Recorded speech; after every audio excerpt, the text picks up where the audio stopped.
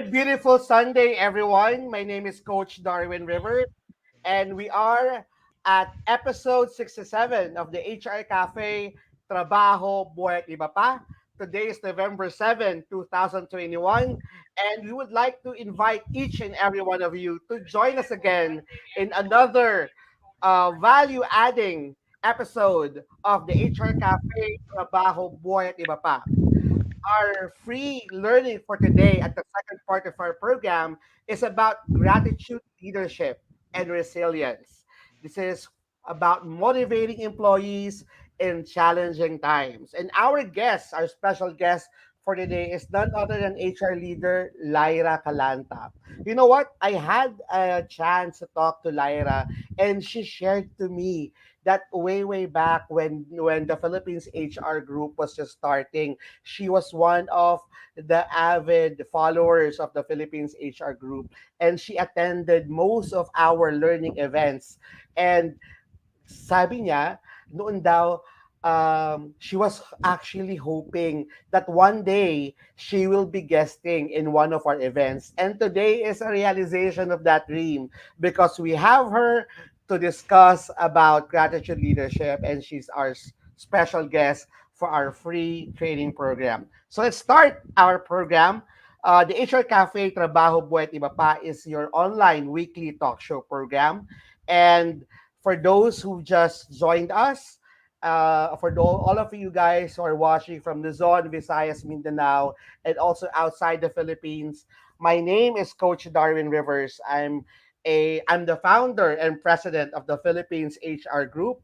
I'm a certified life coach, public speaker, motivational speaker, and HR consultant. Currently, I'm working as the vice president for global operations of one of the BPOs here in Manila. Now, for the HR Cafe servers, we have mentor John Bernard Ordonez Caasi, who's an HR learning and development practitioner and educator. He will be joining us in our next episodes. We will also have mentor Ronald Del Ferentino, who will be joining us in the latter part of the program. Mentor Rona has more than 20 years of HR practitioner experience working in local and international companies. Rhonda Dale is a president and CEO of Uprush Social Geekers, and she's a public speaker and HR consultant. Of course, joining me, the ever loyal and ever active mentor Tina Coang. Mentor Tina is an operations and HR leader with broad local and overseas experience. She's a general manager of a retail company and most known to be an online content creator and blogger. And her blog is famous, tinainmanila.com. Hi, Mentor Tina. Magandang hapon sa inyong lahat. It's really wonderful for me to be here. It's already November. Malapit na po talaga ang Pasko. And I'm very happy right now that there's a lot of wonderful changes that's coming in. Malapit na po ang 13th month pay. So something to be happy about. And what's more, a lot of kids are now allowed in the malls. So very happy about that because it's almost been 18 months since they've been locked out in the house. So really happy to see that there is at least a little bit of freedom given to our fellow kababayans and their families. Agree. We are, for NCR, we're currently at alert level 2. So Yes. there's a lot of uh, privileges, or there are a lot of institution companies are now being open up to 70% capacity, di ba? Sa malls, Correct. restaurants, and whatnot. And actually, bumabalik na nga yung normalcy kasi Oo nga would you eh. believe that starting this week, Nakakamba. correct, Yes. nakakapangamba, starting this week, marami na ako narinig na face-to-face seminars and face-to-face training programs. But again, in behalf of the HR Cafe servers, we would like to remind everyone that the COVID virus is still there. The pandemic is still around. And we have to make sure that we follow of course, health and safety precautions, our health and safety protocols. Diba? Always wear your face mask, your face shield, and always sanitize your hands. Diba? So let's start our program, Mentor Tina. Are you ready? Kasi Yes. we've been out last week because we have given an opportunity for our audience to have their holiday kasi last week was All Tama. Souls and All Saints Day. And Correct. I know marami sa kanila ang hindi nakapunta sa mga cemetery, pero at least 'di ba ito yung Mm. pag-aalala sa ating mga yumaong mga kaibigan, kamag-anak at mahal sa buhay. So let's start our program. For all of you guys who just tune in to the HR Cafe, here at the HR Cafe, we provide timely news and updates. We impart knowledge and experience that are value adding and beneficial to you, our audience. We discuss problems, issues, and challenges, and provide answers and resolutions through our guest resource. If there are new technologies, tools, and processes in the industry, we discuss it here because we would like to share best practices. If your company has job openings, please tell us. Put it at the comment section and we'll be happy to announce it as we go through the program because the HR Cafe is also a virtual job boards and we welcome any job related announcement because we would like to help our kababayans, our Filipinos who are looking for a job. We would like to be a bridge between applicants and employers. And of course, at the end of the day, aside from bridging understanding between employers and employees, we would like to ensure that we inspire people and motivate you, our listeners. Okay, so whenever we start our program, Mentor Tina, lagi na lang, di ba? Ever since from episode 1 up to now, episode 67, we started with a wow quote for the week to inspire our audience and listeners. And for this week, our wow quote for the week comes from Margaret Cousins. She's a well-known author. And according to Margaret Cousins, appreciation can make a day, even change a life. Your willingness to put it into words is all that is necessary. Let me repeat that. Appreciation can make a day, even change a life. Your willingness to put it into words is all that is necessary. Mga nakikinig at nanonood sa amin, how does this wow quote for the week resonates to you? What's your understanding or even your experience about this wow quote for the week? Please share it to us and we'll be happy to share it to the community. Okay? Now, Mentor Tina, for this wow quote for the week, how does this wow quote for the week resonates to you? Very deep tong quote of the week. Because by blood I'm Filipino Chinese. So I was born here, I grew up here, and I recognize myself as 100% Filipino. You will never see me taking another citizenship in the US or in Japan kahit na mag-Olympics ako. Okay? So very proud, patriotic Filipino. But I'm also like my family is also Chinese. And if you know, pag kunyari mga Chinese, hindi sila nagte-thank you. Hindi talaga. Like they're really not used in saying thank you, please. Parang sa kanila, they only provide the service. Pag may ginawa ka for them, aantayin mo hanggang tumanda ka pero hindi talaga sila mag-thank you sa'yo. Kasi for them, not criticizing you is thank you enough. However, I reiterate, it's actually not very healthy for family members, for children, for colleagues, for subordinates, for friends if you actually do not show appreciation. Kasi sometimes may mga tao, alam mo, loyal naman ako mabait naman akong asawa, hindi naman ako nagchichicks. Ano pa ba gusto niya sa akin? Sabihin ko ba sa kanya maganda siya? 'Di ba? Kasi kung hindi naman siya maganda, hindi ko naman siya papakasalan. But the important thing kasi in Filipino culture is you need to voice out your appreciation. Sometimes to a fault. Minsan, nagchichicks na nga si asawa, pero basta sabi mo sa kanya araw-araw na maganda yung asawa mo, pwede pa. You know, like you really get away with many things pag kunyari yung bunganga mo at ang dila mo mabulaklak. For me, it's better if a person knows how to balance both. May action, Pero at the same time, meron ding words. Kasi ang hirap din na parang for example, I'm showing you naman that I love you through actions eh. Eh pag hindi mo naman sinasabi, minsan hindi nagsistick. And vice versa. Bola-bola ka, sabihin mo maganda asawa mo, pero ang dami mo namang girlfriends, right? So it has to always come both. Appreciation means by deeds and also by words. Say thank you to a colleague. If your staff actually does something good, say that they've done a good job. Because ang dami-daming good people na umaalis in good companies because their boss does not know how to say thank you. So Agree. ang target natin now for this week, if you are working, if somebody does something for you, please say thank you. Teach your children how to say thank you. That's very important. Kasi ngayon, hindi na sila in the age of internet, people don't say please and thank you anymore. It's as if service is expected.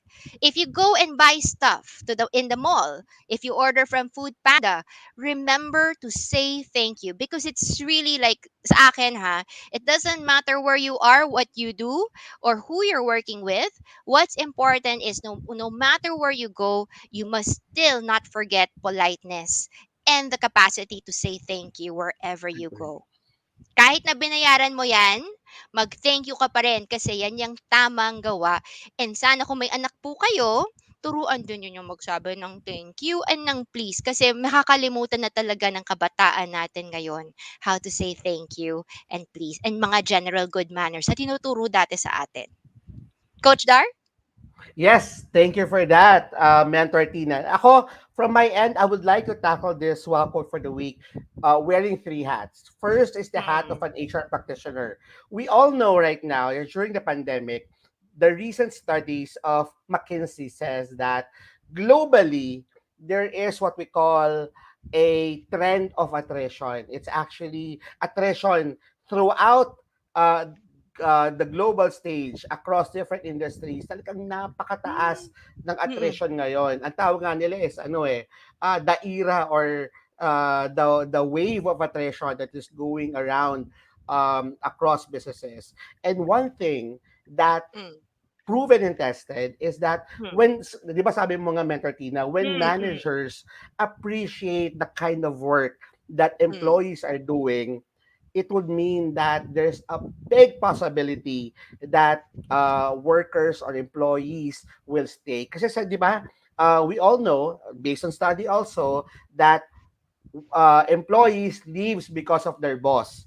One of the reasons is correct. because employees doesn't feel appreciated. Kahit na sinusweldohan mo siya ng malaki, kahit maraming benefits yan, pero kung hindi ka marunong mag-show ng appreciation, kung ang tingin mo sa kanya trabaho mo yan, kailangan mong gawin yan, Oo. then it will make an impact psychologically. It will not make your workplace a healthy environment. So if Mm, leaders, frontline managers, and people across your organization learn to appreciate each and every one, from the lowest rank of a janitor up to the CEO, learns to appreciate each and every one, then the wave of attrition would be lessened. That's for me as an HR person. As a life coach, appreciation is very important. You know what? There's a study that 60% of suicidal people or people who committed suicide, who are planning to go on suicide, ano yung reason nila?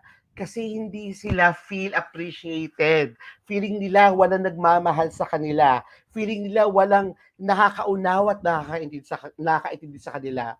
So, people who are listening right now, your family members, your friends, anyone that you meet in life, make sure that you learn how to appreciate them, because we never know if this person has something deep or heavy that they're carrying, and by showing appreciation to that person, mapapagaan mo yung loob nila, at hindi sila at ma-feel nila na may importance pala ako sa mundo.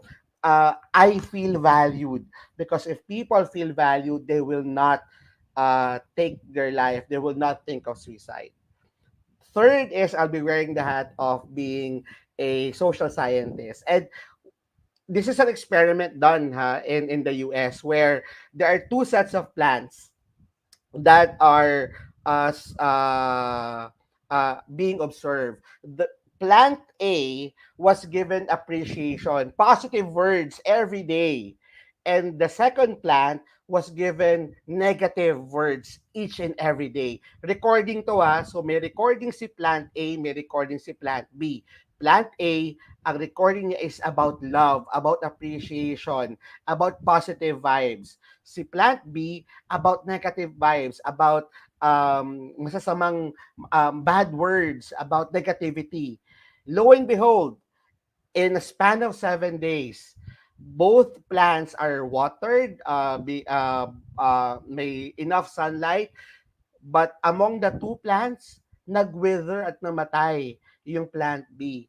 Because there's really a scientific effect of how strong your words is to a living person. So realize that making someone important, making someone appreciated, making someone feel valued by you, kahit kaibigan mo siya, kamag-anak, ka-office mate, or kahit hindi mo kakilala na nakasalubong mo lang pero nag-thank you ka, that's that's something that can change a person's life. So that's it for me, Mentor Tina. And I'm sure yung mga tagapakinig natin at taga-subaybay ay may share. Di ba, Mentor Tina? Are there Yes. anyone from the audience who would like to All share right. about the wow quote for the week? Edison, thank you so much for joining us today. And he said that when someone acknowledges you or appreciates you, it makes you feel your worth. It makes you feel your value. And then we do have another one by Mirna Kabantog. Simple praise and thank you to a person is part of motivating the employees. So I guess like, and then from Jam, she says, looking forward to new Sunday HR learning. And I think one of the good things, sa totoo lang, HRs are not always appreciated in the company. So it's We're the kind of less cool. appreciated now. Di Totoo ba ba? yun? Parang So it's very important then that you refill that plant, right? That you water that plant with positivity and goodness. Kasi lagi, everybody seems to take and take. Right? Lahat ng empleyado, ay kami yung customer mo eh. Sabi ng boss, ako rin yung customer mo. Sino ba talaga customer mo? Kailan ka magiging customer? So this is a very timely wow quote of the week. Next. Okay, thank you for that. Now, as we start the program with the wow quote for the week, let's also go to our HR question for the week. And this is really timely kasi ang question for the week, sa lahat po na nakikinig, we would like to hear your thoughts on this. What is the best gift employers can give to its employees this coming holiday season? Again, Ako what is may the best sagot. gift? What is the best gift employers can give to its employees this holiday season? Ano ba yan? Christmas basket ba yan? Christmas ham? Ano ang binibigay nyo ngayong Christmas season? Especially right now, di ba? There's still a lot of a good number of our population who are working from home. So kayo, Mentor Tina, you're in the retail industry. What Mm. are your plans for your employees this coming holiday season? Hindi, kasi medyo poor lang kami. Pero alam ko yung sagot ng the best gift. Lexus po. Sa garahe ko. That's really like the absolute best gift ever. And then taxes paid. Tax-free car in my garage will be like the really best gift ever. But I think tatanda na ako at mamamatay at wala pa rin ang makukuhang Lexus. Kahit Honda lang, okay na po sa amin. Pero You actually know what? for Hindi pa us, totoo yun, mga kababayan. Kasi I've been to Mentor praying. Tina's place and she's one of the um ayoko na magsalita. Yeah, basta yung anyway, magaganda yung mga kotse sa garahe. We're the poorest in our condo. But anyway, Lexus. Honda, pwede din. I won't say no to a Honda. But to answer this, I think the best gift that employers can, obviously, is still money, right? So there's still the 13th month, there's bonuses, incentives. And I think the best gift employers can give is care. SSS has released their circular right now about their loan condonation program, and it's impossible for employees to pay for it without the help of management. So I think there's a lot of things that you can give to your employees. Pero for us, kasi hindi naman kami ganun ka-rich, we're definitely giving food packs, money. Syempre, something that will make it very nice pa rin for them. Pero December kasi for us is peak season. So all our gifts come on January, not December. Okay? Pero may 13th month. You still have to pay for the 13th month, which we will discuss later on. Kayo, paano? Ay, isa pa, vaccinations? And if may availability, free booster sana. Free boosters. And if possible, sa mga taong walang HMO kasi hindi kami rich eh, health cards. Diba? Yung mga puro ganyan. Yung mga stuff that they need, but they don't know they need. They've never asked you for it, but you're gonna give it to them. Ulitin ko ha. So for us, it's probably gonna be money. Diba? Helping with the SSS condonation program, veggie packs, food packs. There's also the what do you call it? Free vaccines and hopefully free boosters. Okay. So Miss Jem is saying this December during work from home, the best gift can give to its employees, parang kulang is what? Love. How about you, Coach Darwin? Kasi I know your company is giving a lot. Ayan, sige. Well, in the BPO industry naman kasi it's we're kind of generous. I mean, Yes. I've seen companies in the BPO industry na nagpaparaffle ng kotse, nagpaparaffle ng house and lot pag Christmas parties.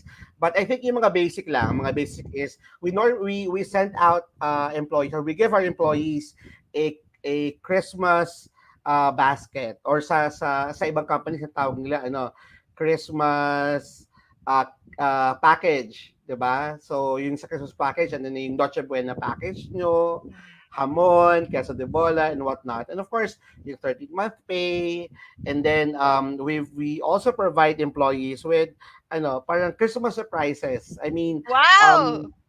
I mean, we, in our company, we have what we call yung 12 days of Christmas. So, every day of the 12 days of Christmas, there are surprises. There are games that is Wow. being there are games that is being play engagement activities that is being rolled out to both our on-site people and work at home employees. And if you are drawn or win that 12 days of Christmas, there are specific prizes or gifts that you will be receiving. Pero alam mo, at the end of the day, for me, hindi lang yung simbolo, kumbaga symbol lang kasi yung Christmas basket, yung 13th month bonus and whatnot. I think it's really the appreciation of the Mm, employers for mm, the past 12 months na ginawa ng mm, employee para sa kumpanya. 'Di ba? mm. Ayun yung Tama. yun yung kaya nga it's very important that whenever there's a Christmas party or program or town hall, the CEO or the president or even the HR leader should be on center stage and really discuss the appreciation of the whole management. Kasi kung wala yung mga employees na yan, kung wala yung mga workers natin, wala rin tayong ibibigay. 'Di ba? Wala rin tayong makukuha. So, it's always the we appreciate our workers muna. And there's a lot of creative things that you can give to employees during Christmas. Ano kaya yung mga best practices ngayon? May mga na-share ba sa comment section, Member Okay, Tina? here. Read it, please. Albi Alice said, aside from monetary, it would be very good to show care for the total well being, especially that we are in the pandemic, and appreciation for the contribution each employee has done. May opening po ba sa inyo, Coach Dar? Marami gusto din po. namin ng Mm-mm. gusto din namin ng sa possibility na may house, lot, and car. Pagdating sa raffle. Very good. Tsaka malaking tipid din kasi yung Christmas party, 'di ba, can be converted to other products that will benefit like Correct, the correct. family. So Mm-mm. that's kind of cool. Yan ang pinaka paborito kong part, yung mag-isip ng kung anong pwede mong ibigay sa empleyado. 'Di ba, you're given a budget and then you're thinking about anong pwede kong ibigay na ikakasya that they will appreciate. That's really one of my favorite parts of this job. Agree, agree. Any other suggestions from our listeners and Pwede sa audience comment. about Yeah. mm-mm, Mm-mm. All right. Oh. Okay, if not, then we'll move forward and start our program. So, a holiday advisory, Dole has already released Labor Advisory Number 19, Series of 2021. This is issued by our Secretary Ann Dione of Dole, which specified the proper computation for all the declared holidays in November 2021. Siyempre, alam natin na special non-working holiday is November 1, which is All Mm-hmm. Saints Day. Yung November 2, it was formerly a special non-working holiday, but for this year, it was announced that it will be a special working holiday. And then, of Mm-hmm. course, sa darating na November 30, 2021, it's Bonifacius Day. So, ano ba yung computation? So, for special non-working day, which is November 1, it's employees who did not go to work. It's no work, no pay. Principle applies unless there is a favorable company policy or practice or collective bargaining agreement granting payment on a special day. But para po sa mga nagtrabaho during November 1, meron po kayong additional na 30% on your basic wage on the first 8 hours of work. Now, for those who work on November 2, nako po, pag special working days, wala po tayong special premium or holiday premium. Kasi nga po, it's a regular working day. Tinawag lang siyang special to commemorate that particular significance of that day. But Mm-hmm. for regular holidays, of course, if the employee do not work, he or she shall be paid still 100% of his or her wage subject to certain requirement under the implementing rules and regulations. So yun yung sinasabi na kailangan mag-work ka or you're on a uh, filed leave of day or leave of absence a day before the holiday. So kung nag-work ka po during November 30, you will be receiving 200% of your wage for that day for the first 8 hours. And syempre, lalaki yon kung mag-overtime ka or kung nagtrabaho ka during your rest days or kung magtatrabaho ka during a holiday on the rest day tapos nag-overtime ka pa. So makikita nyo po sa advisory number 1921 ang proper computation. And by the way guys um, the Dolly advisories that we will be discussing, it's uploaded at the Philippines HR Group FB page. Makikita nyo po yan sa doon po sa uploaded files. Sa file section ng Philippines HR Group. Lahat po ng mga latest Dolly advisories, lahat po ng presentations ng mga guest speakers namin nasa file section po ng Philippines HR Group for your reference. Okay? Now, aside from the holiday ng November 2021, naglabas na rin po ang Office of the President ng Proclamation 1236. At ang Proclamation 1236 uh, would be declaring the regular holidays and special working and non-working days for 2022. So basically, nag-announce na po ng holidays ang Malacanang for Mm-hmm. next year via Proclamation 1236. At ano nga ba yung mga regular holidays? Regular holidays, syempre, yung New Year's Day, January 1, Araw ng Kagitingan, which is April 9, Monday, Thursdays, April 14, Good Fridays, April 15, Labor Day, May 1, Independence Day, June 12, National Heroes Day, August 29, Bonifacius Day again is on November 30, Christmas Day, December 25th, and Rizal Day at December 30th. Now, for the special working days of 2022, we have the Chinese New Year on February 1st, EDSA, People Power Revolution, February 25th, Black Saturday is April 16, Dinoy Aquino Day is August 21, All Saints Day is November 1, and Feast of the Immaculate Conception of Mary, December 8. By next year po, yung All Souls Day, November 2, Christmas Eve, December 24, at last day of the year, the December 31st, ay special working day. So basically, Mm-hmm. pag sinabing again, special working days, wala pong holiday premium. Okay? So, um, Sabi po ng palasyo, kaya po nila dineclare na special working days ang November 2, December 24, at December 31 ay upang matulungan at makabawi ang ating bansa at ang ating ekonomiya sa nawalan ng pasok dulot ng pandemya. So for all of you guys who are planning your leaves for 2022, reference is Proclamation 1236 of the Office of the President. And this particular proclamation is uploaded at the Philippines HR Group at the file section. Okay? Another advisory, naglabas din po ang DOLE ng guidelines of payment for 13th month pay. Diba? Kasi marami po nagtatanong, marami po ang still na naka no work no pay because yung kumpanya nila they were put into floating status or kaya nag-temporary close or they practice shortened days. So, papaano po ba yung computation ng 13th month pay for workers? So, sabi po ng DOLE, there is a formula being used.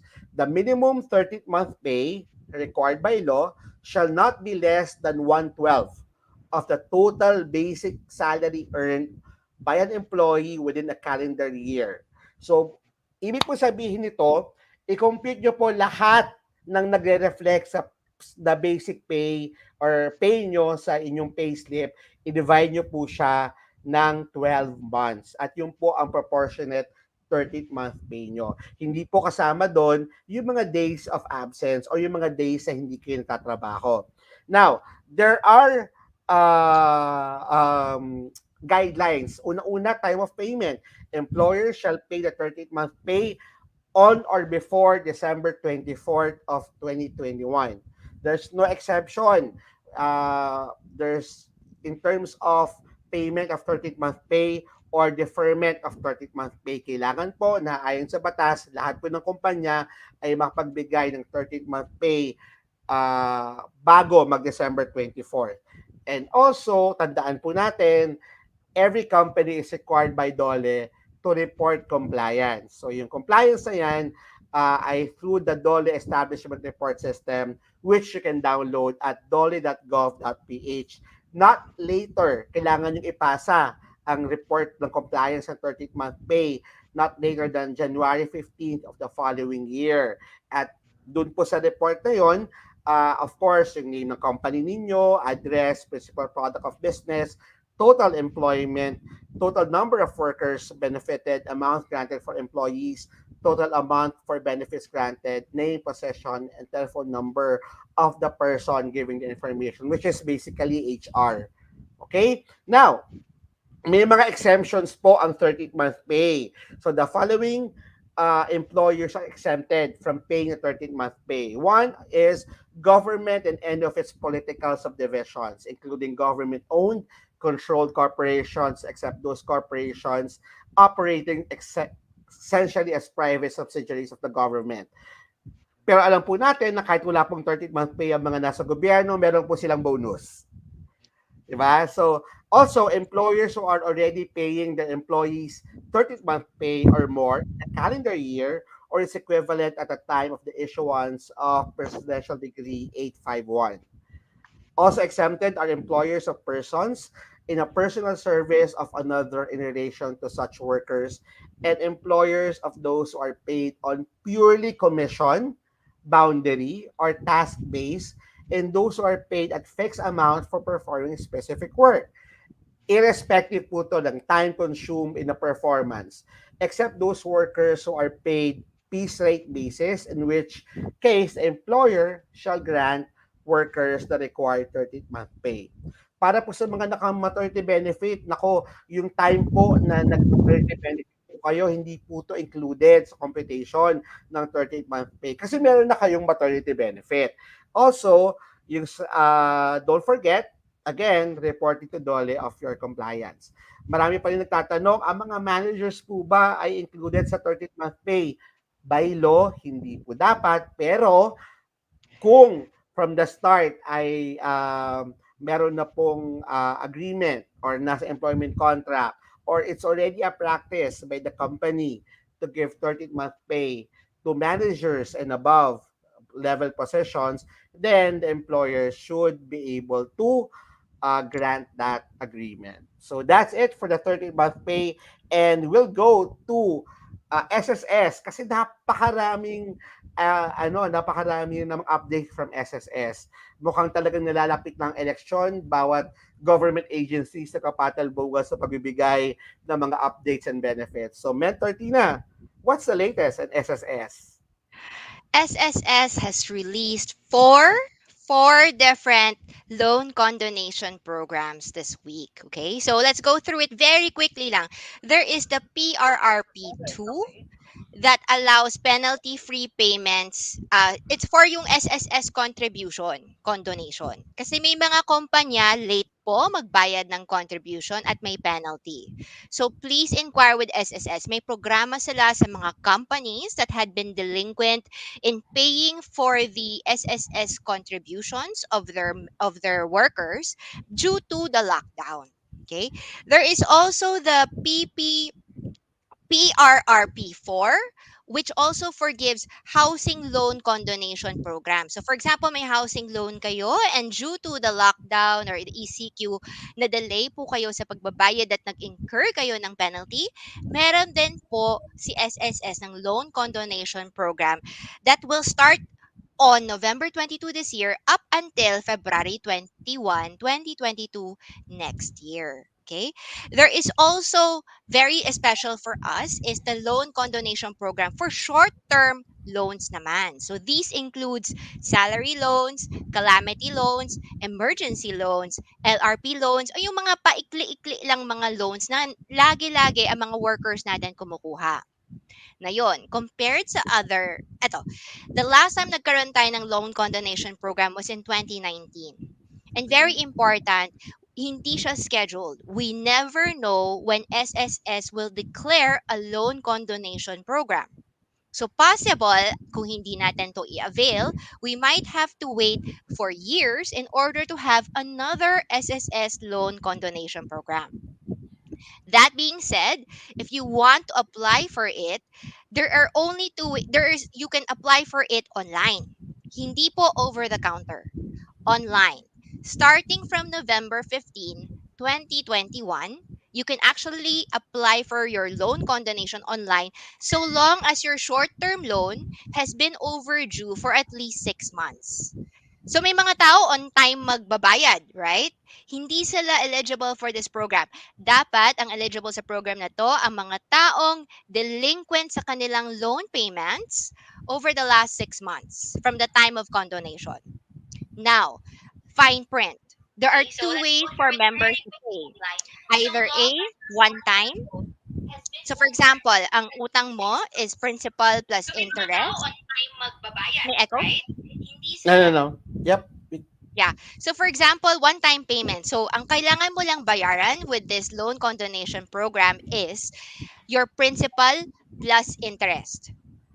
Penalties will be waived. Ulitin ko ha, ang hinihingi ng SSS po ninyo in order to avail of the loan condonation is just the principal and interest. In return, they are happy to waive your penalty. If you pay 100% of your interest and principal, they will waive 100% of your penalty. In another case, you can also choose to do it in on installation. Dapat po 50% of your loan, principal plus interest, 50% nun, kaya mong mabayaran one-time payment lang. Okay? Which is very mahirap for many kababayan, lalo na sa mga taong tagal-tagal na nilang hindi nabayaran yung loan nila, malaki na yung penalty nila. So, kailangan. Ang condition dito is dapat, yes, is it one-time payment po? Yes, it needs to be one-time payment within the 3-month period. Okay? One-time payment po. Okay? But for the 50% down one-time payment, but the rest, the other 50% will be split in 6 months. Over 6 months period. Okay? If you can pay your 50% down payment one time, 30 days after your approval of loan condonation, and you can pay for the 6 months payment that follows afterwards, buong penalty nyo po mawe-waive. Buong penalty po mawe-waive. Kasi a lot of people, napapansin ninyo, ang loan payments nila, one-third is principal, one-third is penalty, and one-third is penalty. Some people, kasi matagal na yung loan sila, 50% po yung penalty nila. Okay? So, my suggestion sa mga kababayan, so ito, what if no payment pa ever since? Pwede ba mag-avail? Yes, you are perfect for this loan condonation program. Basta meron kayong utang na overdue na never nyo binabayaran, kasama po kayo sa programang ito. At ang kailangan nyo lang bayaran is yung principal, yung inutang ninyo, tsaka yung interest. Okay? If you do it na one time, you have to pay 100% of that. Pero karamihan natin is 50% lang. And that down payment has to be paid over one time period within 30 days upon approval of loan condonation. Okay? And you have to pay the 6 months afterwards, equal installation of yung natitirang pera, which is only principal plus interest, walang penalty. If you cannot pay it within 6 months time, saka lang babalik yung penalty prorata sa amount na hindi nyo pa nababayaran. Now, tanong ng tao, paano namin mababayaran to? Napakatalino talaga ng SSS. Nag-announce sila November 15. Pagdating ng December 15, anong tawag dyan? Balik tayo kay Coach Darwin. 13th month pay na. So a lot of people, I have people who have loans na 80,000 to 120,000 kasi yung loans nila from 1998 pa. So napakalaki talaga ng penalty nila. You can get that waived. But you might need the help of your company to pay for at least 50% of your principal and interest incurred. Okay? Please lang mga kababayan, kahit na gamitin yung 13th month, it is really a very big help if you can if you can take advantage of the loan condonation program and pay this off. Kasi talaga, karamihan ng kababayan, I've seen the breakdowns. The penalty can reach from 20,000 to 80,000 pesos. Penalty lang talaga yon. And all the penalties will be gone if you avail of this program. So please, alam ko kahit na papaano may pandemya, meron pa rin 13th month na pwedeng gamitin. Prioritize na lang po ninyo kasi for example, if your loan right now is at 80,000, 1% ang penalty nyo per month. So that's 800 pesos penalty charge per month. Pang penalty lang yon, hindi pa po pambayad ng loans. Okay? So is it mandated po ba si employee sa 13th month pay magdeduct? No. Bawal po ha. So employers, please do not automatically deduct. You have to talk to your employees if they seriously want to condone yung penalty nila sa SSS. Kasi sayang din eh. Kukunin yan sa pension. So pagdating ninyo, nagtrabaho kayo, nagko-contribute kayo, and at the end of the day, lahat ng pera na pinapasok ninyo, puro pang penalty lang. Sayang. Wala kayong pension. Sayang talaga. So please apply for it kasi talaga, it's a very rare opportunity. And even for us, we're going to talk to our employees on how to pay for this. Talagang tutulungan namin silang mabayaran na to kasi ang laki-laki talaga ng penalty. How to apply po ulitin ko, November 15, online, your my.sss. Okay? And once you apply, upon approval, you have to pay within 30 days of your approval at least 50% of your principal plus interest. Wala mo ng penalty. Forget the penalty. Okay? And if you're able to do it, lahat po ng penalty ninyo, wala na po. Down to zero. So if you only look at the principal plus interest, madali lang po talaga bayaran ng mga SSS loans natin. Kahit 1998, mag-apply po kayo kasi napakalaki na po ng penalty ninyo. Pero yung principal and interest, yan lang po kailangan yung bayaran. Either one time or by installment. Okay? Alright, good luck. Next po, very quickly, restructuring programs. So there are 4 restructuring programs. So there's a housing restructuring program. So kunya hindi kayo nakabayad, that's part of it. With PhilHealth naman po, they're just reminding us that you can actually pay online. So you don't really have to like line up anywhere. You can avail of online. Please screenshot this for the steps. Next, alam nyo po ba, ang PhilHealth po, nagbabayad po if ever ng 7,280 for chemo? Hindi ko alam yon. Magkano binabayaran natin sa PhilHealth? Maliit lang. But if ever, there's so many different benefits of PhilHealth.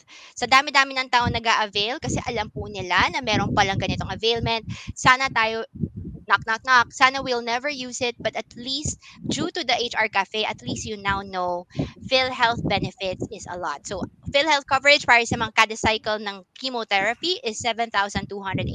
That's a lot of money. Okay? Which reminds us, dapat talaga kahit na maraming scandal ng PhilHealth, maghulog pa rin tayo because it is really for us. Coach Dar? Yes, and for our sponsors, we would like to thank El Puerto Marina Beach Resort and Vacation Club. Ngayon po na nasa alert level 2 na tayo, people from NCR can now travel to Pangasinan, Boracay, and they're soon to open hotel and resort in Palawan, Coron, Palawan. So if you are a member of the Philippines HR Group, know that you can avail of special rates and exclusive discounts from El Puerto Marina Beach Resort and Vacation Club. Just reach out to their FB page and inform them that you are a member of the Philippines HR Group. Also, due to our partnership with People Matters Singapore and People Matters India, all members of the Philippines HR Group and your companies are eligible for a 25% off for all the virtual certification programs given by People Matters under their BNext program. A lot of Fortune 500 companies have already availed of People Matter certification program. They have certification programs for virtual recruiting and onboarding, virtual performance management, and reimagining employees' experience. Just log in to People Matters and use the discount code PHRG25 to get 25% off for all their programs. Also with our partnership with People Force is a cloud-based HR management solutions or HR management system that helps up and coming or small and medium sized companies as well as big companies in their uh, issues or needs in recruitment via People Recruit, engagement via People Pulse, People HR, People Perform, and People Time. So this is an HR management system, not only an HRS system, but an HR management system that handles all of your data with regards to recruitment, employee engagement, employee performance, HRIS, and also timekeeping. So if you are interested, reach out to People Force through their FB page, People Force HRM or People Force in Facebook, and inform them that you're a member of the Philippines HR Group, and you will get a free 14 days of trial. Also, we have an ongoing partnership with MaxiCare. So MaxiCare offers two products. These are postpaid health card or HMO. So the first is a Prima Gold, worth 12,999. It's a prepaid health card for seniors 60 years old and above. For Prima Gold, they offer unlimited availment of up to 255 lab tests and diagnostics, unlimited outpatient consultations, annual ER coverage of 20,000 pesos, annual dental benefit, and pre-existing conditions are covered through their membership valid for 1 year. Now, for Prima Silver, this is actually a postpaid HMO that you can give your employees kung wala pa kayo HMO program. Mm. It only costs 4,999. It has unlimited availment of up to 255 lab tests and diagnostics, unlimited outpatient consultations, annual dental benefits, plus it covers pre-existing conditions, membership valid for 1 year. So you can reach out to MaxiCare through their website or through their FB page and just inform that you are a member of the Philippines HR Group. Now, if you have any questions, please post them at the main page of the Philippines HR Group. And also, we would like to invite everyone, if you're in LinkedIn, there's a growing community of the Philippines HR Group in LinkedIn. Also, we encourage you to also visit the FB page of the HR Cafe, Usapang Trabaho, Buhay Iba Pa. We all of the recorded previous learning events and episodes of the HR Cafe is at our FB page. So please like and share the HR Cafe Usapang Trabaho Buhay Iba Pa FB page. And if your company is willing to sponsor the Philippines HR Group or the HR Cafe, please don't hesitate to reach out to any of our mentors, HR Cafe mentors, Mentor Tina, Mentor Rona, Mentor uh, JM, and of course myself. Okay? And as we go to the next topic or the next side of our program, we have, of course, Miss Lyra Callanta. Lyra Callanta is an HR leader and an avid um, listener, and also uh, she confessed that she's been what you call this, she has been from the start of the Philippines HR group supporting the Philippines HR group, and right now we're honored to feature her at the HR Cafe. She will be discussing gratitude leadership, resilience, motivating employees in challenging times. So this is our free training program for today. For next week though, I would like to ano lang, to also give a glimpse of what's in store for next week. We have Coach Ellen Perez, who will be discussing the habits worth building. So, Coach Ellen Perez will be our special guest for next week at here at the HR Cafe. So, also look forward to that. Now, let's start with our second part of the HR Cafe. We welcome Miss Lyra Callanta. Hello, everyone. Good afternoon. So before I start my presentation, I want to share you something. No, I want you to go back 11 years from now, back in I think 2010, when a coffee commercial highlighted what's important to all of us. So, Miss Tina, can you please share that video? All right. Thank you. Let me ano lang ha. Add to stream. Wait. Can you see it na? Yes, po. Wait ha. Let me just do it. Share. Okay.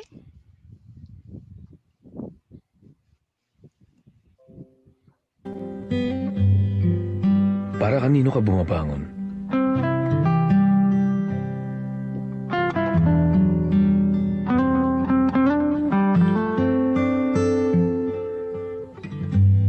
Para sa anak? Para sa kaibigan? O sa di mo kakilala? Para sa bata? Sa isip bata? Para sa marami? Para sa sarili? Pag may Nescafe Classic na puro at tunay, sumasarap ang umaga. Para di ka lang basta gumigising, bumabangon ka ng may dahilan. Dahil pag tinulungan mong umahon ang isang tao, parang buong bayan na rin ang bumabangon. Bangon na sa Nescafe Classic. Thank you so much, Miss Tina. So I will share my screen now. All right. So we turn over to you, ha, Miss Lyra. We'll be in the Thank you background. so much.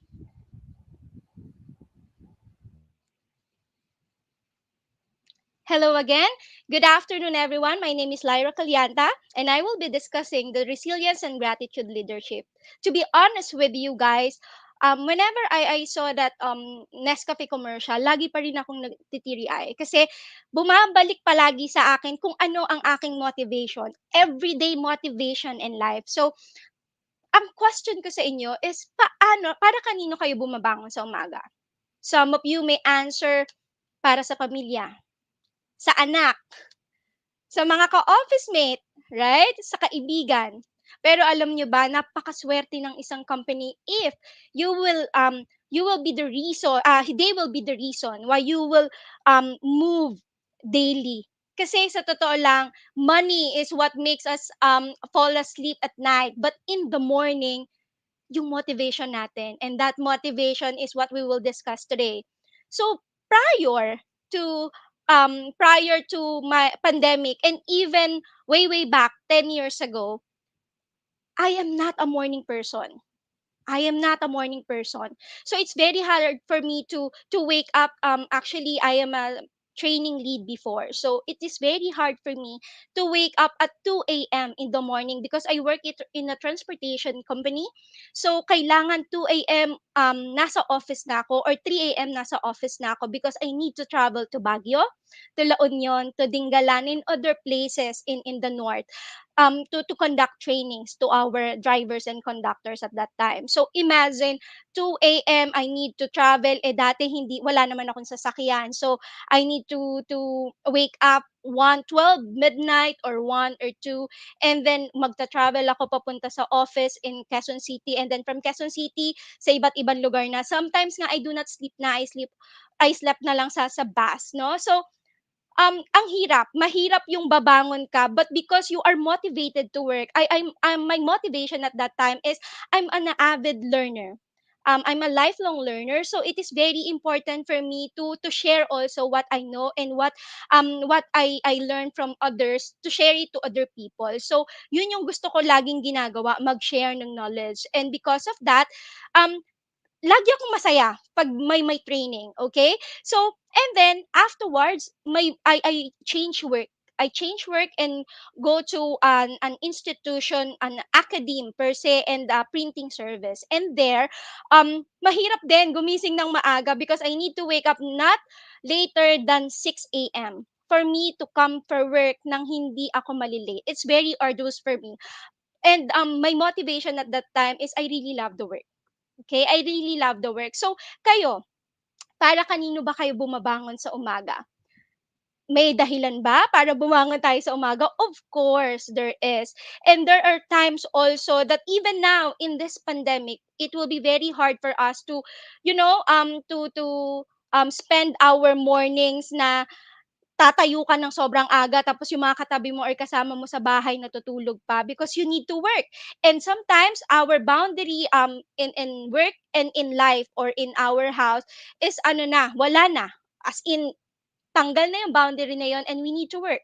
So what will happen is that ano yung motivation mo? Um Even now, bedwetter, months na. So bedwetter na to, right? So ano ang dapat natin gawin? I coined this racket. My racket way to success. Whenever I feel down, or whenever I feel that I don't want to work, I do not entertain that notion, and then count 3, 2, 1, shoot. Bangon na. Hilamos na, and then work na. Ganon. Kasi pag in-entertain natin yung notion of that negative side, that voice within na negative ang sinasabi sa atin, magpo-procrastinate tayo, and then we will not do anything about it. But if you will just remember, there's a reason why you need to move, why you need to go to work, why you need to earn money, why you need to continue your career. That's motivation. So what is motivation? Motivation is the process that initiates, guides, and maintains goal oriented behaviors. Motivation is what causes us to act, whether it is getting a glass of water to reduce thirst or reading a book to gain knowledge. Motivation comes from your motive, your desire that moves you to action. So it comes from within, not really from other people, not really from external factor. But yes, it can happen sometimes that external factor has some influence, but basically motivation is that drives within you, that desire for you to do something, to move. And just a simple sharing, back in 2012, when I was interviewed for an HR head position, the funny thing is, hindi ko alam that at that time, it's a holy week, I think Thursday, and I was cold, and that boss at that time, I fondly remember him talaga. Hanggang ngayon magkausap pa rin kami. Is that he doesn't remember as well that holiday, that day. So what I did nung chinek ko paglabas ko, final interview ko na, Kasi dati uso interview talagang pupunta mo sa office. I don't know right now because I'm doing a work from home setup, and I call employees for I call applicants whenever I need some, aspiring applicants to work for my company right now. But before, no, I'm from Taguig. That office is in Quezon City. Holy Week. So hindi ako makahanap ng sasakyan. So what I did at that time, it's very funny. Yung truck malapit sa amin, may pupuntahan sila kasi may i-de-deliver sila something. I rode that truck, and then and then from Guadalupe to Quezon City nagbus ako. Nakakatuwa kasi hindi ko alam na Holy Week eh. Nalaman ko na lang nung nandun ako, and even that boss at that time, doon niya rin naalala, ay kaya pala walang tao, it's Holy Week. So my motivation at that time actually comes from two factor, but I will discuss it later. So, can you motivate people? Um, can I see some? Can you? I don't know if I can see some answers, but no, no. Okay, so the question is, can you motivate people? Okay. Since motivation involves biological, emotional, social, and cognitive forces that activates your behavior, you cannot motivate people.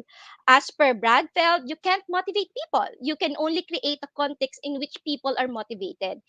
Ibig sabihin po, that since motivation comes from within, leaders cannot impose motivation to their employees. Employees should not look for motivation externally, or it will not drive them to move 100% in the long run. What leaders can do is ensure that the working environment is conducive for employees to be positively motivated to work. So, yes, not in the long run, but there are times that external factor or external forces can help you motivate people. And s- actually, there are two reasons that get people out of bed. This is according to Shelley Holmes in his book, How to Motivate People. One, inspiration. You are inspired to work.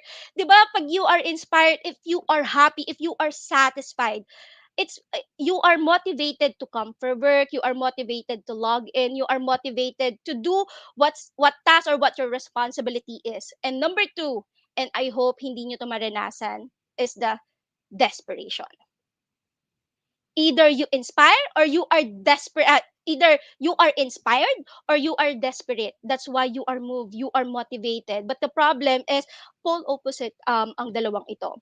When you say inspired kasi it's a long run. It's the calling from within. While desperation, hmm, it will not last you for a very long time.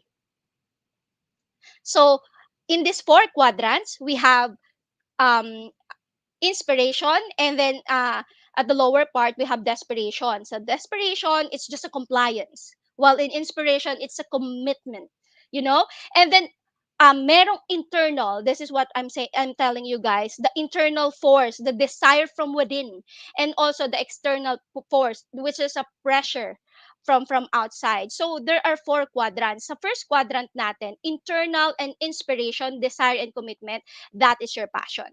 And company are very lucky if they have this kind of employee. In my current company right now, I am in a crisis management company, and also we are um moving forward to not just launch but to make sure that Philippines are already in a digitalized world, in a digitalized country. So we are launching Digital Filipinas.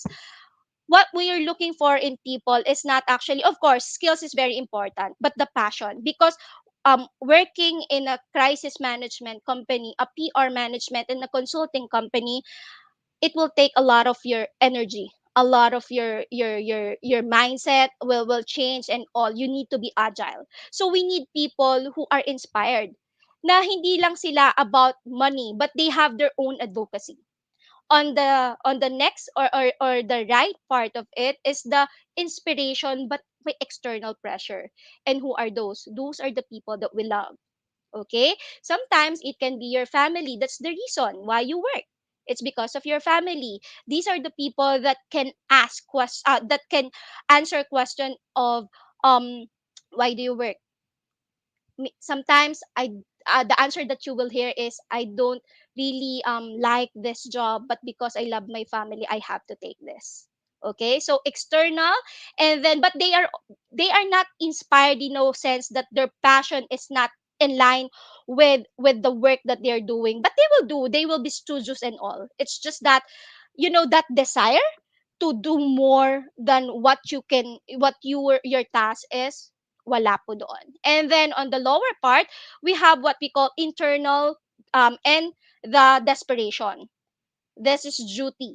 Okay, so if you have a kind of employee that only performs on a duty level, means that this person is just doing it for compliance. She just wants it, or he just wants it, he just do the work because he needs work.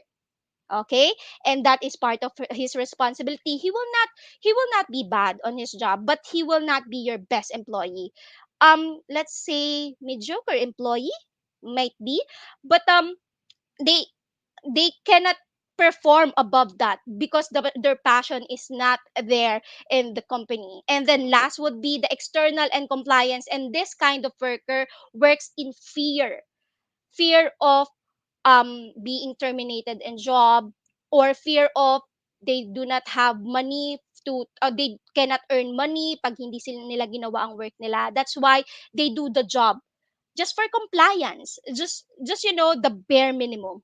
And these are the people that you, sadly to say, we have in our company. So how can we ensure that these employees can be motivated, especially now this pandemic, a very different scenario, right? So Herbert's two-factor principle, he discussed that job satisfaction. These are the influencer of, or the motivator factor. Employees are being motivated by achievement, recognition, responsibility, the work itself, advancement, and personal growth. While job dissatisfaction is just a hygiene factor. Example will be working condition, co-workers relationship, policies and rules, supervision, as well as base wage and salary.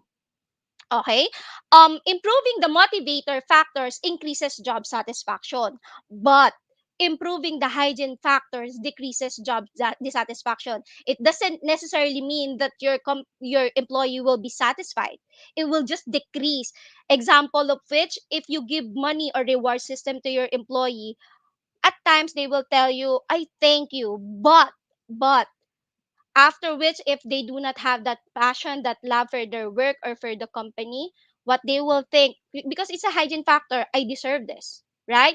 So yung mga binibigay nating reward system sa ating employee, nung una, it's a form of motivation, but because lagi natin siyang binibigay without really explaining things, without really giving what are the motivator factor, it become parang unnecessary, instead na privilege, nagiging right na nila.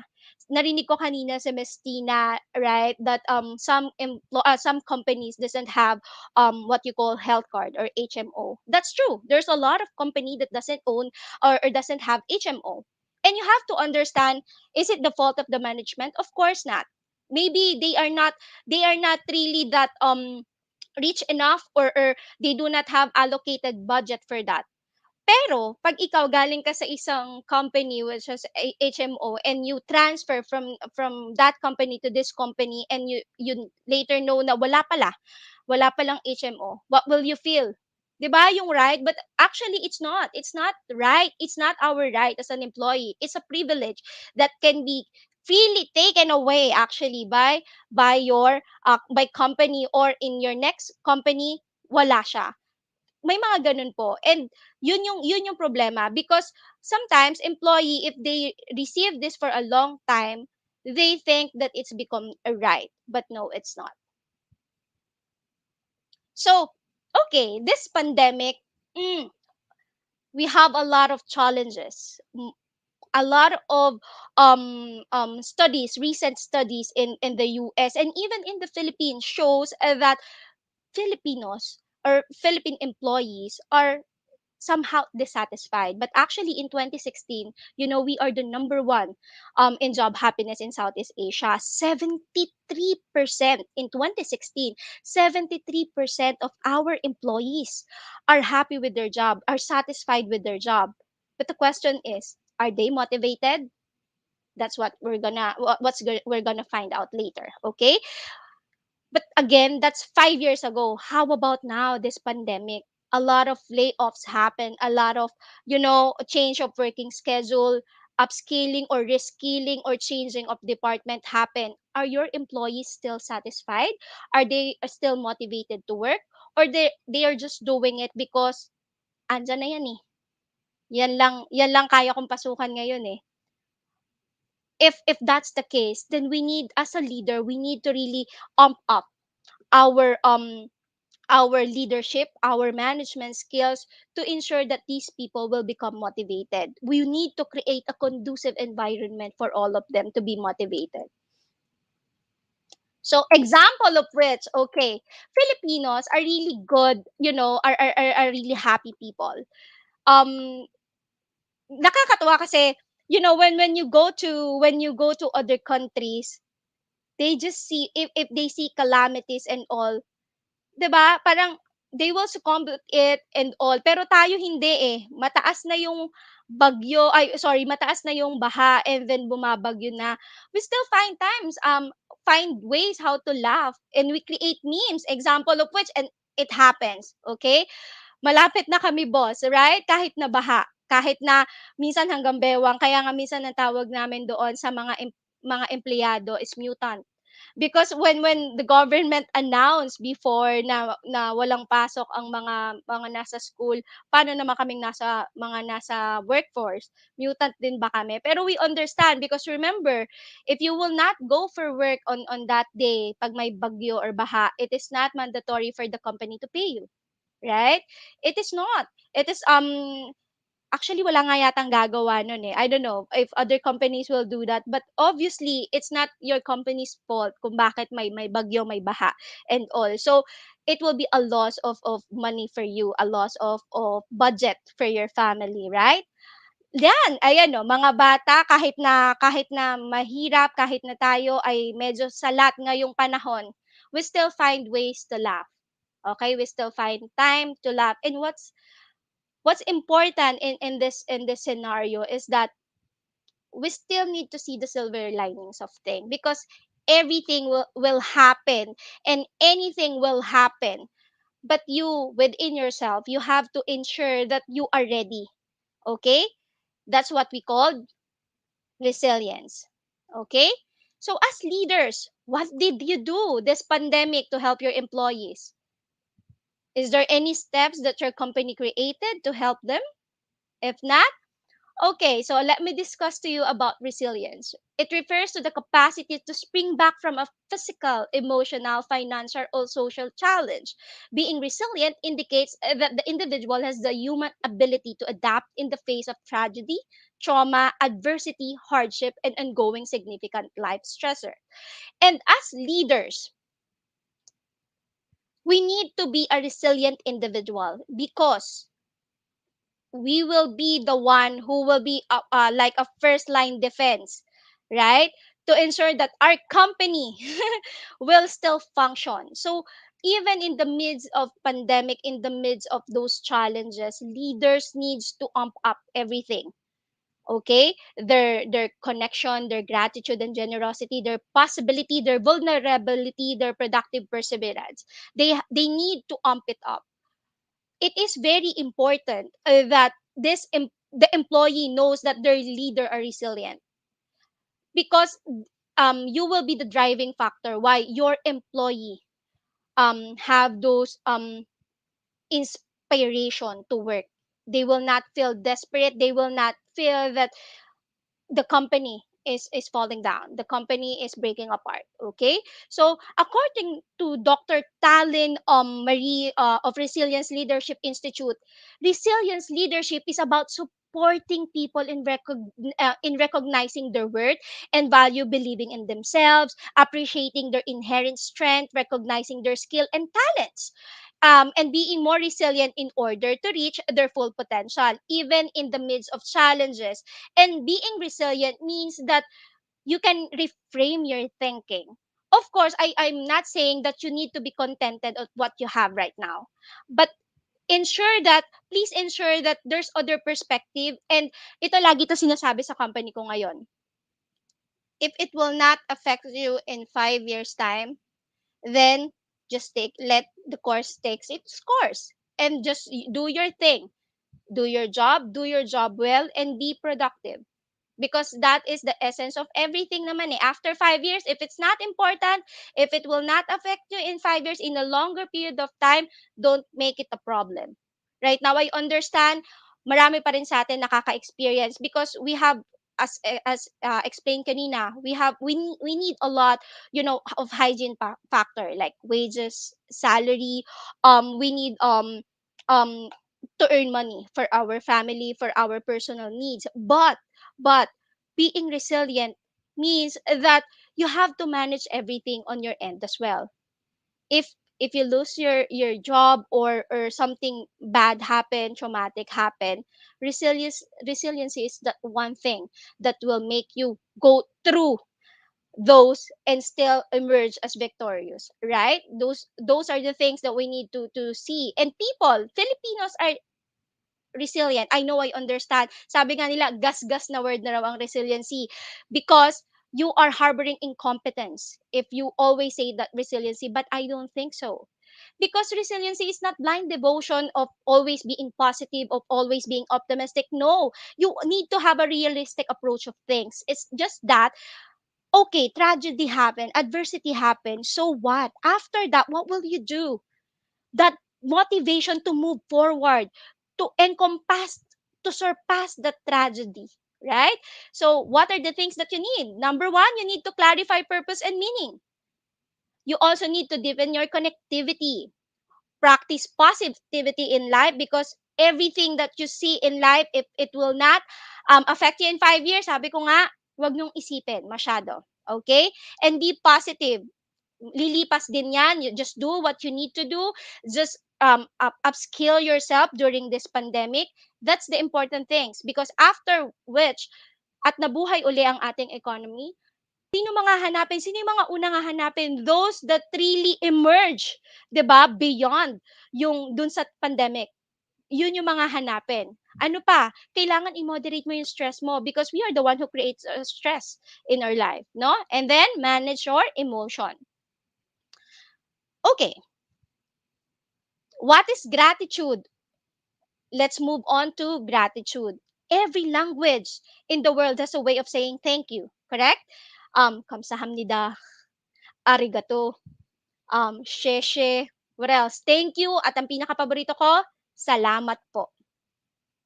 This is because a gratitude is inherent to all of us. It is an inherent quality of all human being. But why is it that nowadays, as per Sir Darwin and Ma'am Tina's expresses a while ago, hindi na natin naririnig to sa mga leaders? Why is that? Gratitude is very important in our lives, right? Because sometimes, sinasabi nila it's just a word. No, it's not. It's something more than words. It's an emotion. It's a feeling. And we Filipinos, we're a feeler, right? We always want to express gratitude. We always want to hear beautiful things. That's how we become resilient, right? So right now, gratitude gratitude crosses all boundaries. Wala yang race, wala yang age, and wala yang kung ano pang tradition. Even though some do not express it, but if you do not express it, you are storing it. And if you store it, lalaki lang ang emotional baggage mo. Instead of you expressing it to the people, that it will multiply and will create positive change, you are just storing it within yourself. And because you are storing it within yourself, lumalaki yung iyong what do you call this, a burden in life, kasi may baggage ka eh. So pag napuno yan, ikaw din mapupuno ka. So you have to be mindful on that. If you need to express gratitude, then express it. According to Robert Emmons, one of the leading scientific expert in gratitude, it means that the affirmation of goodness. Okay, there are two things in gratitude: the affirmation of goodness, and also the recognition that the sources of this good are outside of ourselves. It is also freely given to us. Okay? Another thing about gratitude is that you recognize that something is valuable to you, which is nothing to do with monetary worth. It's all about its value. Actually, in my previous company, I always discuss this value, this gratefulness values in life, this gratefulness personality. Because if you have a personality, to be honest with you, you will have a career mind shift. You will have a mindset in life, or a mind shift, rather, a mind shift in life, wherein you will also see the positive, not just the negative. Because a lot of people in our lives always see the negative first than the positive, correct? So before I continue, can I make a little bit of, to those who are listening, let's make a simple activity, okay?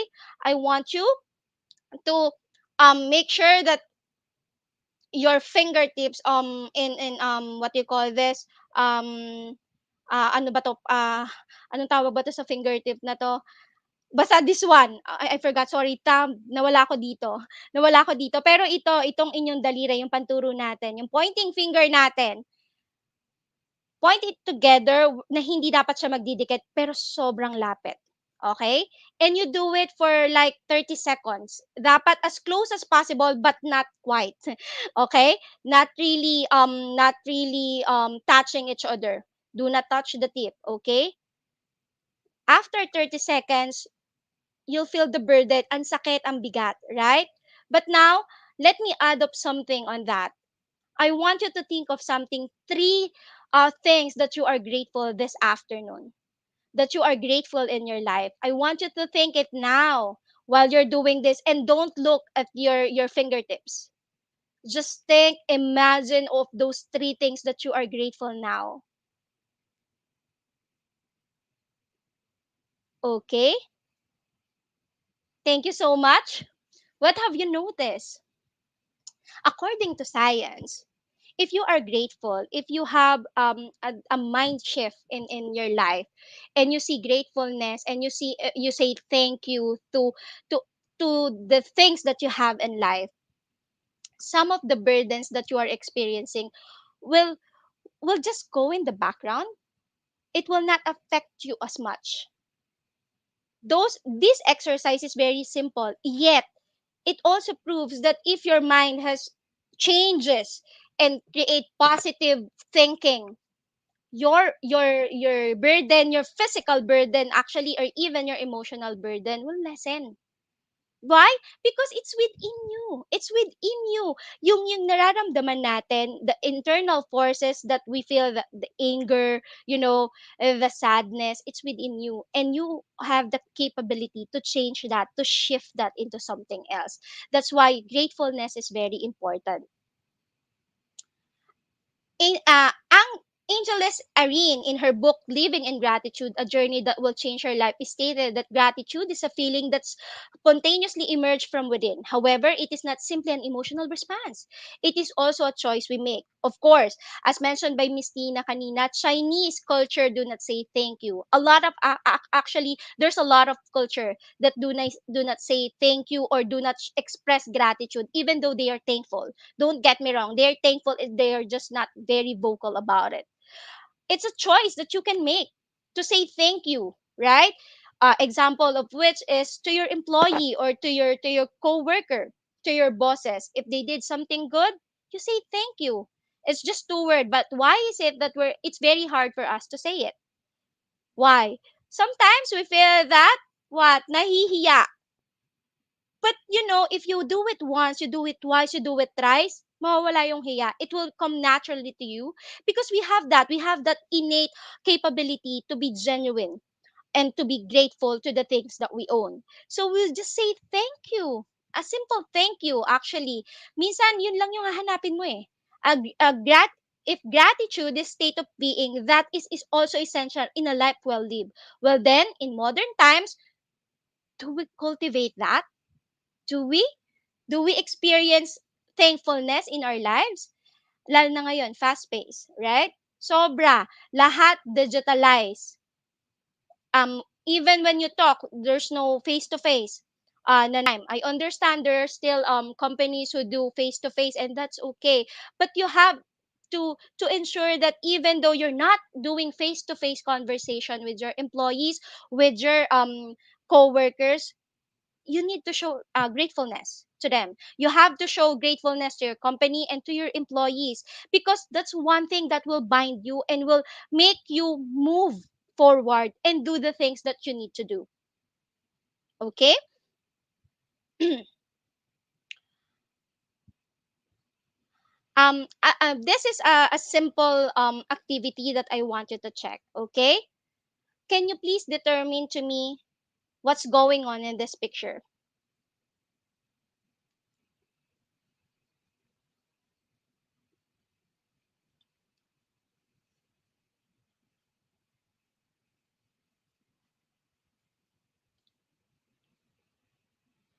Okay, thank you so much. Do you see it?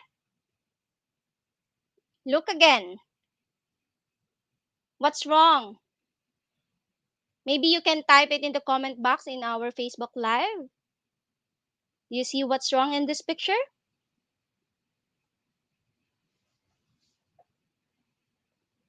What do you notice?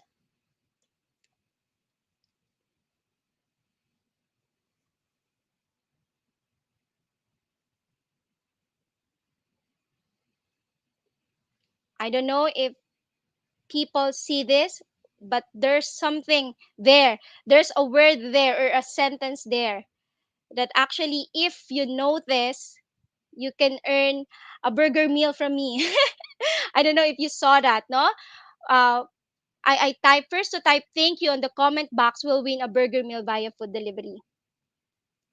Does any one of you saw that sentence, or you just saw that, this picture from the left? It's all about the dog do in the playpen of the kid, and also in the other picture, boating. Nagbo-boating sila. Nakita niyo po ba yung burger meal? Nako, wala yatang nakakita. Ayan, may nakakita, right? Sometimes it happens, no? It amplifies. Oy, oy, ayun, may mga nag-reply. It amplifies your your brain amplifies the negative things, the mistakes. But actually, sometimes the smallest thing that you need to be grateful of, walang nakakakita. And that's the problem with us right now, because it's digital. We sometimes forget that, and because it's digital, sometimes you do not see the person face, the changes in the reaction that you need to be grateful for. Okay, so negative bias, the mind is like a velcro for negative experiences. This is true. And teflon for positive experiences. What is a velcro, right? And what is a teflon? This is a very um analogy of negative bias versus positive bias. We only see the negative first, the mistakes. Example of which is, in the company, no one will react if you do something good. Most of the time, no one will react, correct? But if you commit a mistake, what will happen? Ang bilis nila makikita. But that's normal, the reason for this is that because negative bias have a greater impact in our brains than positive ones. Actually, psychologists before referred this to the negative bias, also called a negative effect. And it can be powerful effect on your behavior, your decision, and even your relationship. And what's bad about this is that all of you will only see the negative. None of you will see the good thing that is happening. That small good thing that is happening, walang makakapansin. Most of you will also remember your spider incident or any incident that involves, that has the negative impact on you. 'Di ba? Mas mataas yung negative experiences nyo, which are insignificant or inconsequential, ngayong pagtanda nyo, mas maalala nyo siya. Instead of the positive experience that you've experienced during your childhood, unless you are trained to really be grateful and remember the positive experiences. Okay, I want to share something. It happened in my family way back. I think 8, 10 years ago. 10 years ago. in our family, usually, um we are very grateful on things. It's just that we have a very different personality. One of my sisters are very vocal. One of my sisters looks matagay, but she's not. And then here comes me na lagi akong nakangiti, laging mabait, and I talk to people in a very friendly manner. So one time when we are celebrating something, we go to this restaurant. And then, well, of course, lagi nila sinasabi, customer is always right, correct? But at that time, I don't know what's happening. Maybe there's a lot of customers that they need to serve. That's why what they want to they didn't add, or they forget our order, or it will take a longer time for them to cook it.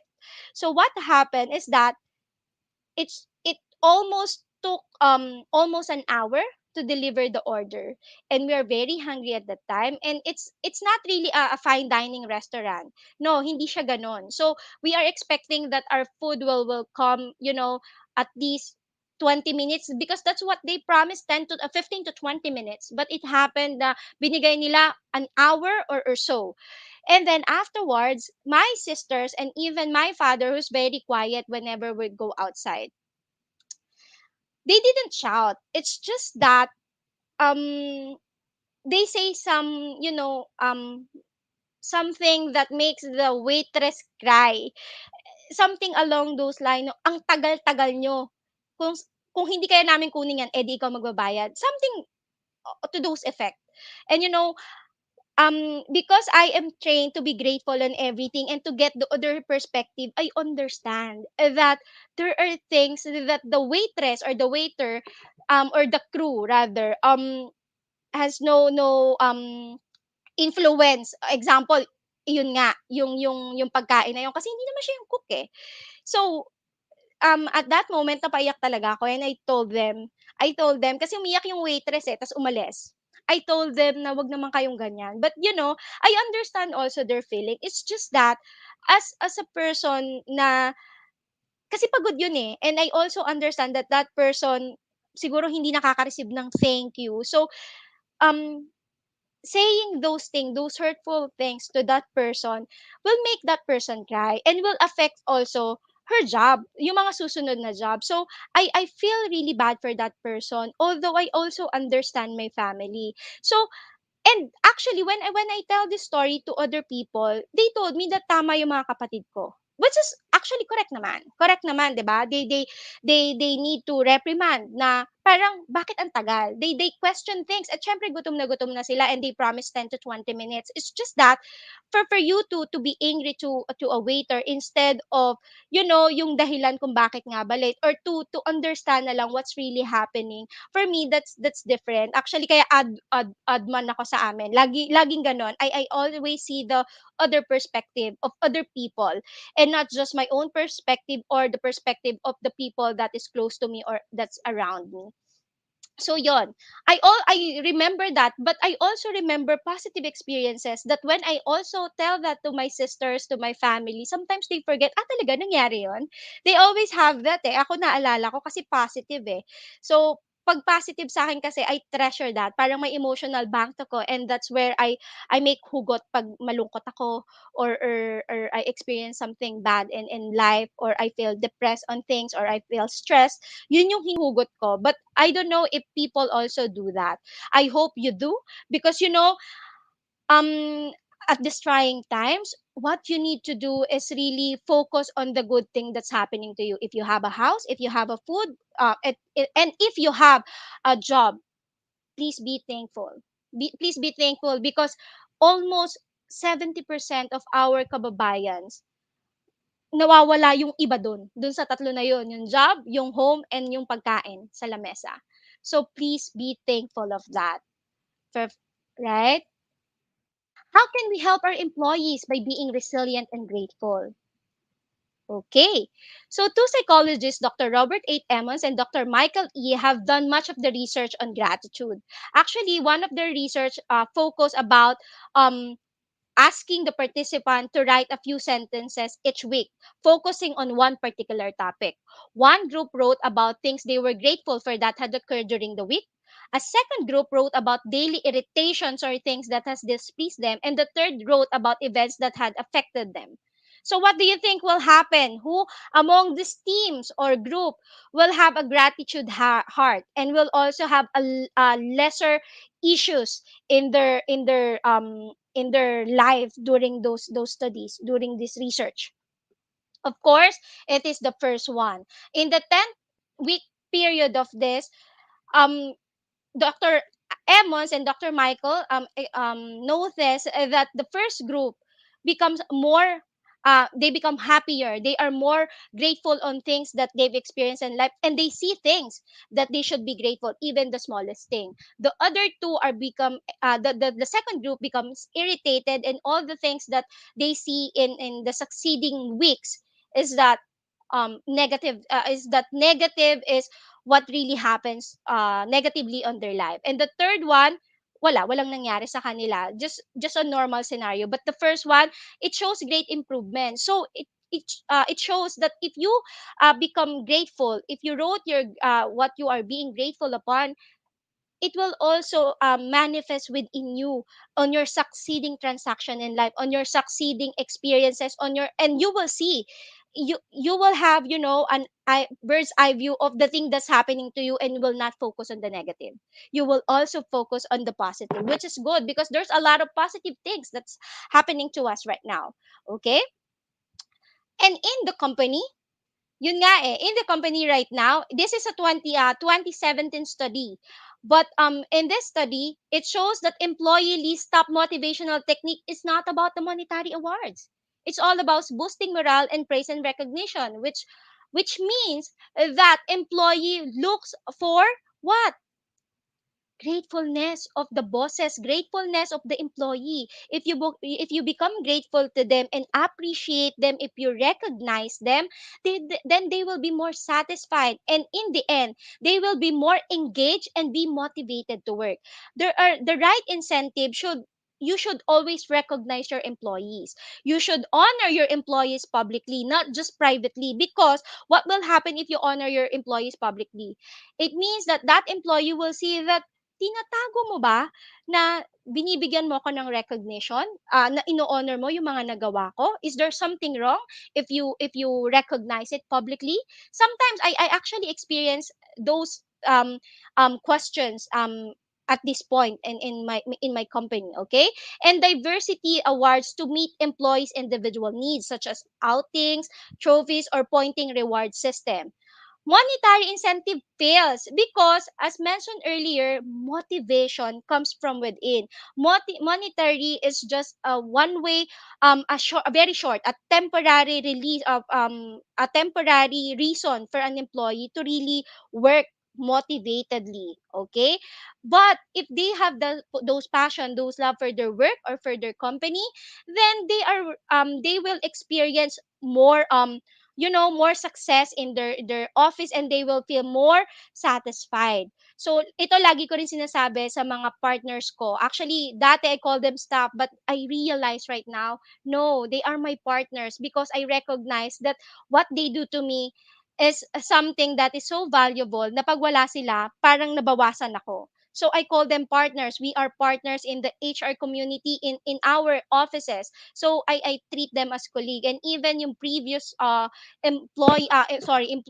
previous staff na meron ako, I treat them genuinely, because and they last for me what, 5 6 years, 7 years, because I always ensure that they are being recognized. Ito, as a leader, always remember this: if something good happened to your team, always praise your employee and always boost them to your bosses, because you do not need the boosting anymore. You're there to support, to coach, to guide those employees under you, to ensure that they will also be not be like you in a real sense, but they will also experience success in life, and they will have what you call this um recognition from the bosses. Okay. But if failure happens, it's on you as a leader. It's on you. Why?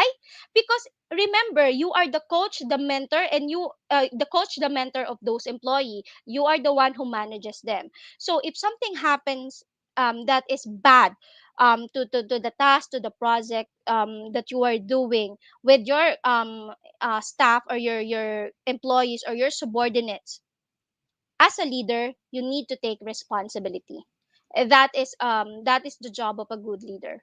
You need to be humble enough to say sorry, but you also need to be like a guiding, a protector to them if if you experience this bad things, or mistakes in the project. You need to be humble, but at the same time a protector to them. Okay. So, how to increase a motivating environment to employees? Number one, a culture of appreciation and recognition. Actually, very yung tinanong kanina ni Miss Tina and ni Sir Darwin, right? The appreciation and recognition. Because if you recognize your people more, the more likely that they will be happy within themselves that they are doing the right thing. In my company, we are very egalitarian in nature. We don't do hierarchies. Okay, yes, we have bosses. We have our boss, we have what do you call this? Our execom. But at the same time, all of us can actually directly call or directly text the execom without doing bottlenecking, going to your leaders. No, because egalitarian kami, we have a very open communication and our feedbacking is direct.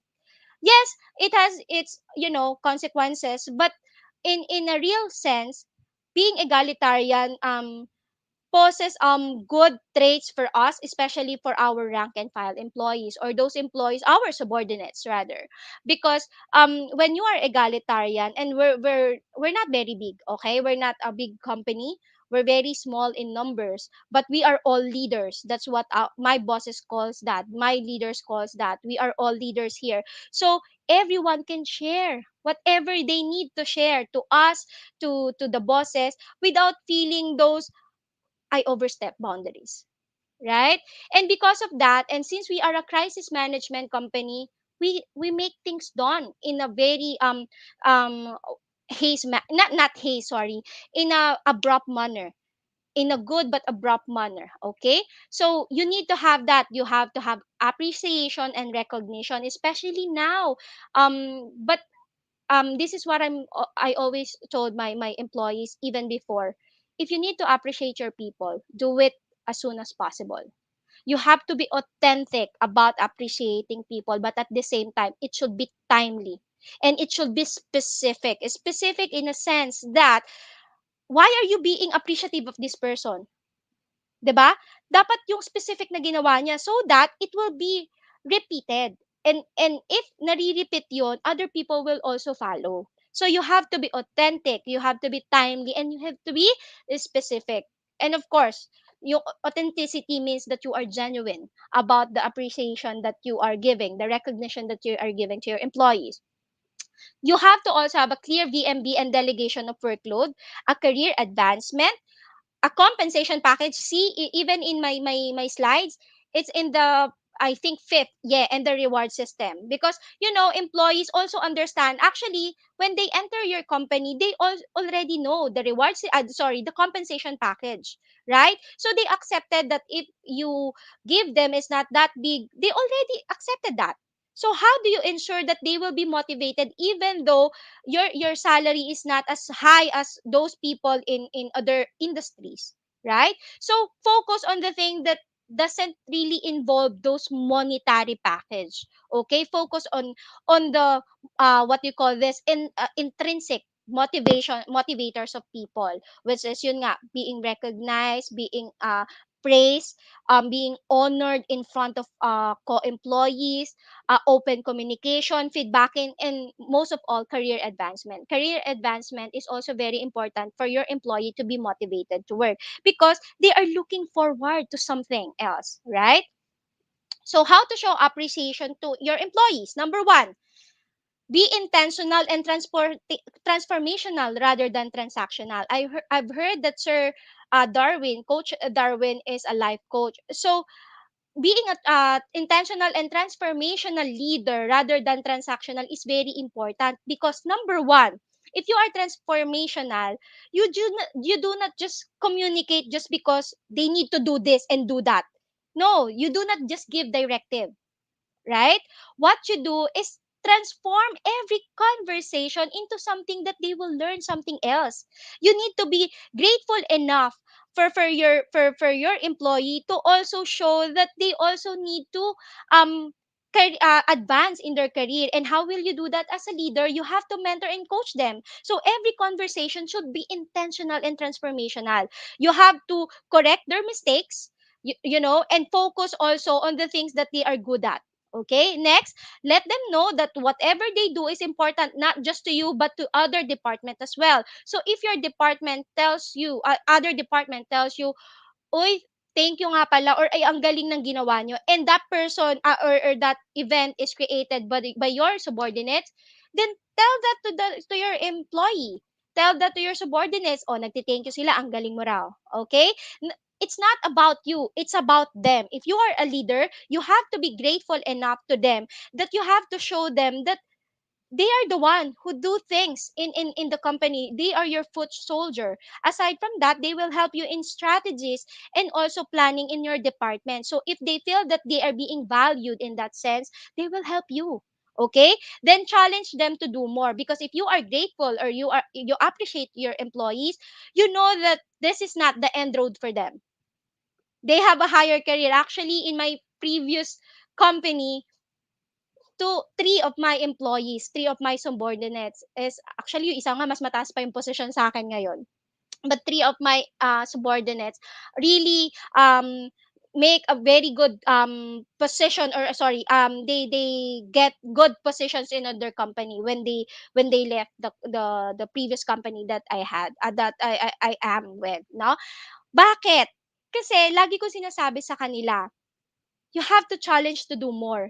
If you're already good in one aspect of this of your job, then as a leader, it is your responsibility to move them to another workload that is also that you think is also very important to their career advancement. Wag mong solohin.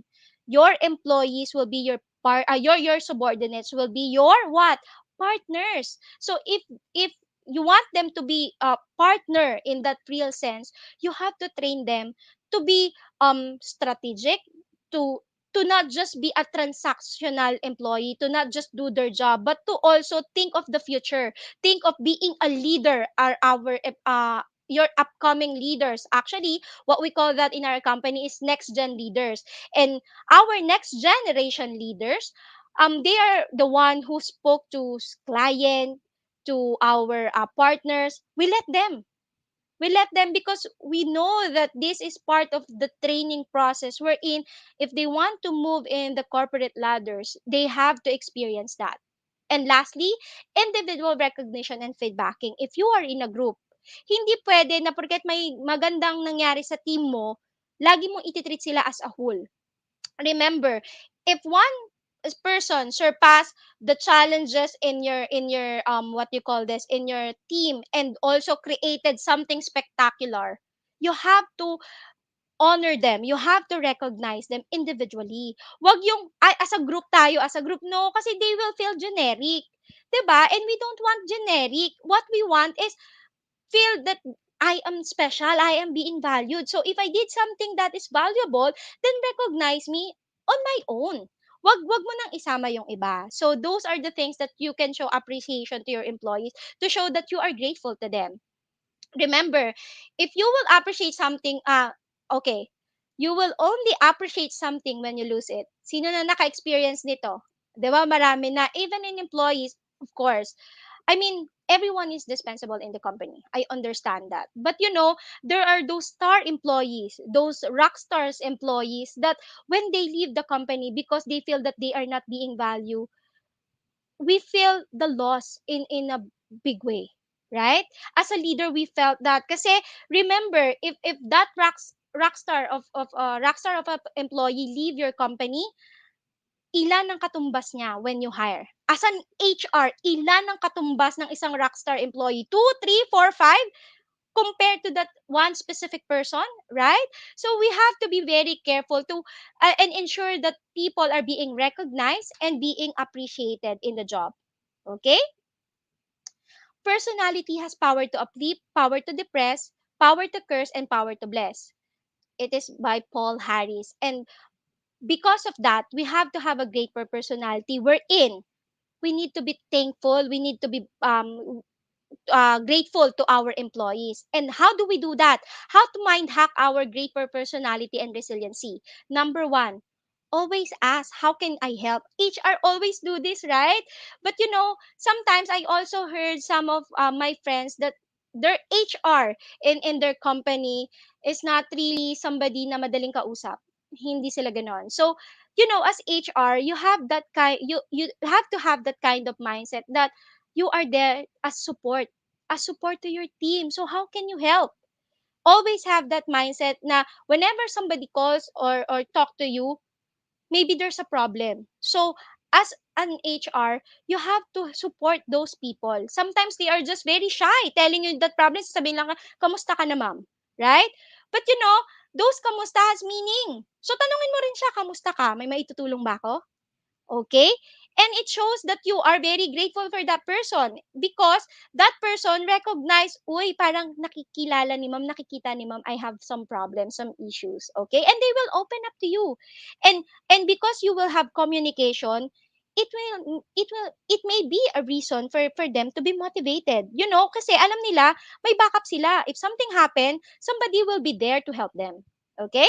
Next will be morning and evening gratitude journal. To be honest with you guys, I have a lot of journals. I don't know if you can see it, but I have a lot of journals. Ayan. So, yan. And iba't iba ang journal ko sa iba't ibang bag. Iba-iba ang journal ko. Actually, people around me even before knows that na yun ang nagpapabigat sa bag ko, yung journal. Why? Because I always take this journal out whenever I want to say thank you or whenever good ideas comes in my mind. Mahilig kasi ako magsulat. I'm still an old school in that um part of my life, no? Mahilig pa rin ako magsulat and at the same time, mahilig ako mag-thank you kasi I'm an emotional person in a sense that I I I'm a feeler, so I feel the person's energy, the person's what do you call it, emotion, even on a simple, parang simple lang na changes in their faces or hand gesture. I feel them. So I can have affinity or I can connect with them, no?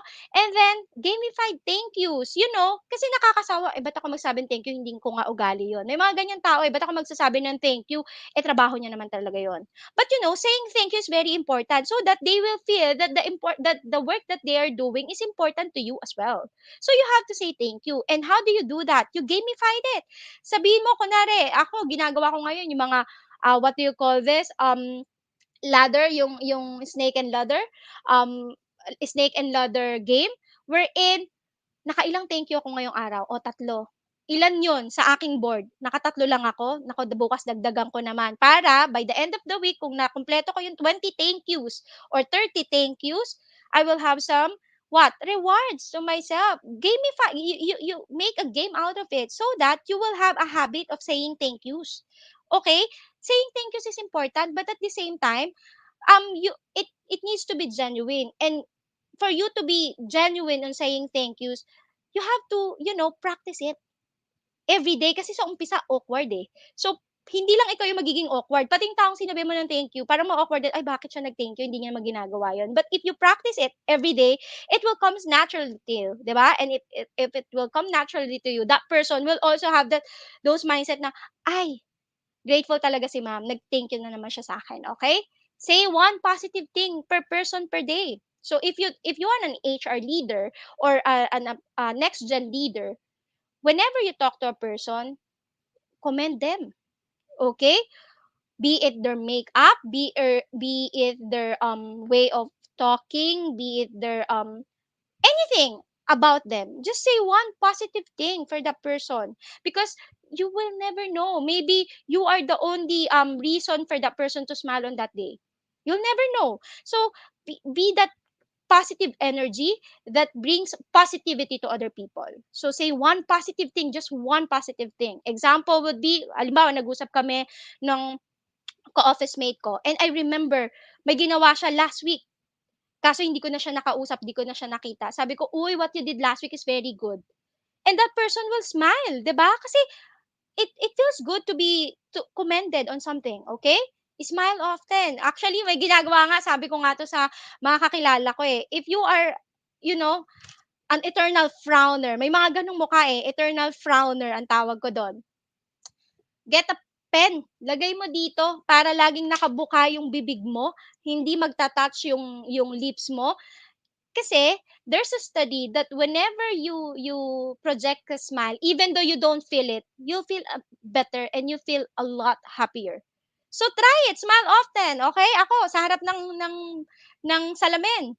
Pag pumupunta ako doon, minsan hindi ako para mag-CR, humaharap lang ako sa salamin. I know na I'm not, alam mo yon, there are times that I feel shitty about myself or shitty about the day, but at the end of the day, you will be the only one who will make yourself happy pag wala ng external factor. So what will you do? Kausapin mo, harap ka sa salamin, ngumiti ka, kausapin mo sarili mo and say, okay lang yan. May bukas naman. Or, ang galing mo ngayon. Good job. Okay? And then smile. Just smile. Okay? Then understand other people's perspective. You have to understand as well. Because if not, and only focus on your perspective, hindi lahat ng ginagawa mo ay tama at hindi lahat ng sinasabi mga kasama mo is mali. There are times that, 'di ba, yung number nga eh, pag nakita mo, akala mo mali, pero yung number 9 sa'yo number 9. Pero sa kaharap mo, it will be number 6. So you have to understand their perspective because you may be right, but he or she may also be right. And because of that, hindi nyo kailangan mag-away. Misunderstanding only happens because you do not listen to their perspective. And as an HR, you have to see all avenues. You have to ensure that all avenues are being reflected upon on the conversation. So hear them out, okay? Simulate an empathic scenario in your mind.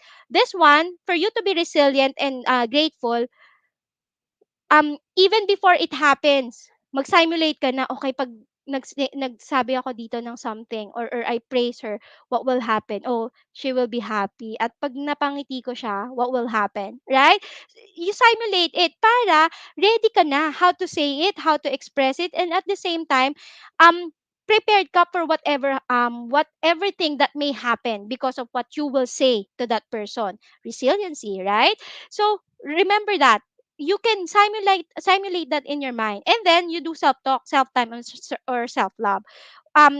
Just like what I mentioned a while back, sometimes you have to do a self talk. Actually ginagawa ko yung tuwing umaga pag pagod ako or kaya napuyat ako, kailangan ko magtrabaho, pero puyat at pagod ako, okay, 3, 2, 1, go, and then self talk, kaya mo yan, ang galing-galing mo, lie, kayang-kaya mo yan, lagi akong ganon. Every day. Kasi minsan minsan 'di ba mapapagod ka? Actually tinatawanan nga ako minsan ng mga kapatid ko because I do that often. Yung thank you, um yung magte-thank you ako sa sarili ko, and then I also thank the higher being. I mean, whatever your religion is, just say thank you out loud because you are attracting good things in the universe if you say thank you, and then do self love as well. You know, it is okay to give, to be grateful, but also you have to know your limits as well. Hindi ka magiging, you will not do blind devotion naman. What you need to do is ensure that even though you're giving, you are also ensuring that you yourself complete ka. Because if not, at wala ka nang mabibigay, that will be a problem. Okay? And then meditate. Sabi nila ang hirap daw ng meditation, but you can do it in 2 minutes or even 1 minute. Okay? Just stay quiet, meditate, free your mind. You know? And then let think of the grateful things that grateful happenings in your life, even in your past, in your present, or what you want to have in the future. Just meditate 2 minutes. 2 minutes, you will always have 2 minutes in your life. Okay? Kahit gaano pa natin ka-busy, may 2 minutes tayong makakalat. Kung hindi na 5 minutes ngayon, 2 minutes. 2 minutes will do. And it will create good, lasting, positive impression on you on the rest of the day if you do that. And do it in the morning if you can. Minsan gawin niyo siya ng gabi, pero mas maganda pag morning. Because if you do it in the morning, you will have a positive impact. in the afternoon, and your employees will feel that as well, that positive energy. And because you have that kind of positive energy, you will influence them to also smile and have a positive energy as well. Kasi whatever you will say to them will, it is all about positivity. Okay? And then learn to listen, count, and wait. If you are angry, listen muna, and then you count. 5, 4, 3, 2, 1. Why are you counting? Palilipasin niyo yung galit or any negative feelings that you are feeling for that person that you are talking to. Okay? You wait. And then you listen to them. Listen to what they want to say. And then if they're wrong, don't focus on that person. Focus rather on the mistake that was created. You need to be grateful also because that person maybe committed a mistake because he or she wants to finish a certain task that you assign him to that task. Okay, so you have to listen, count, and wait, then share whatever you have in life. Even if walang wala ka na, you can still share. Alam niyo kung ano?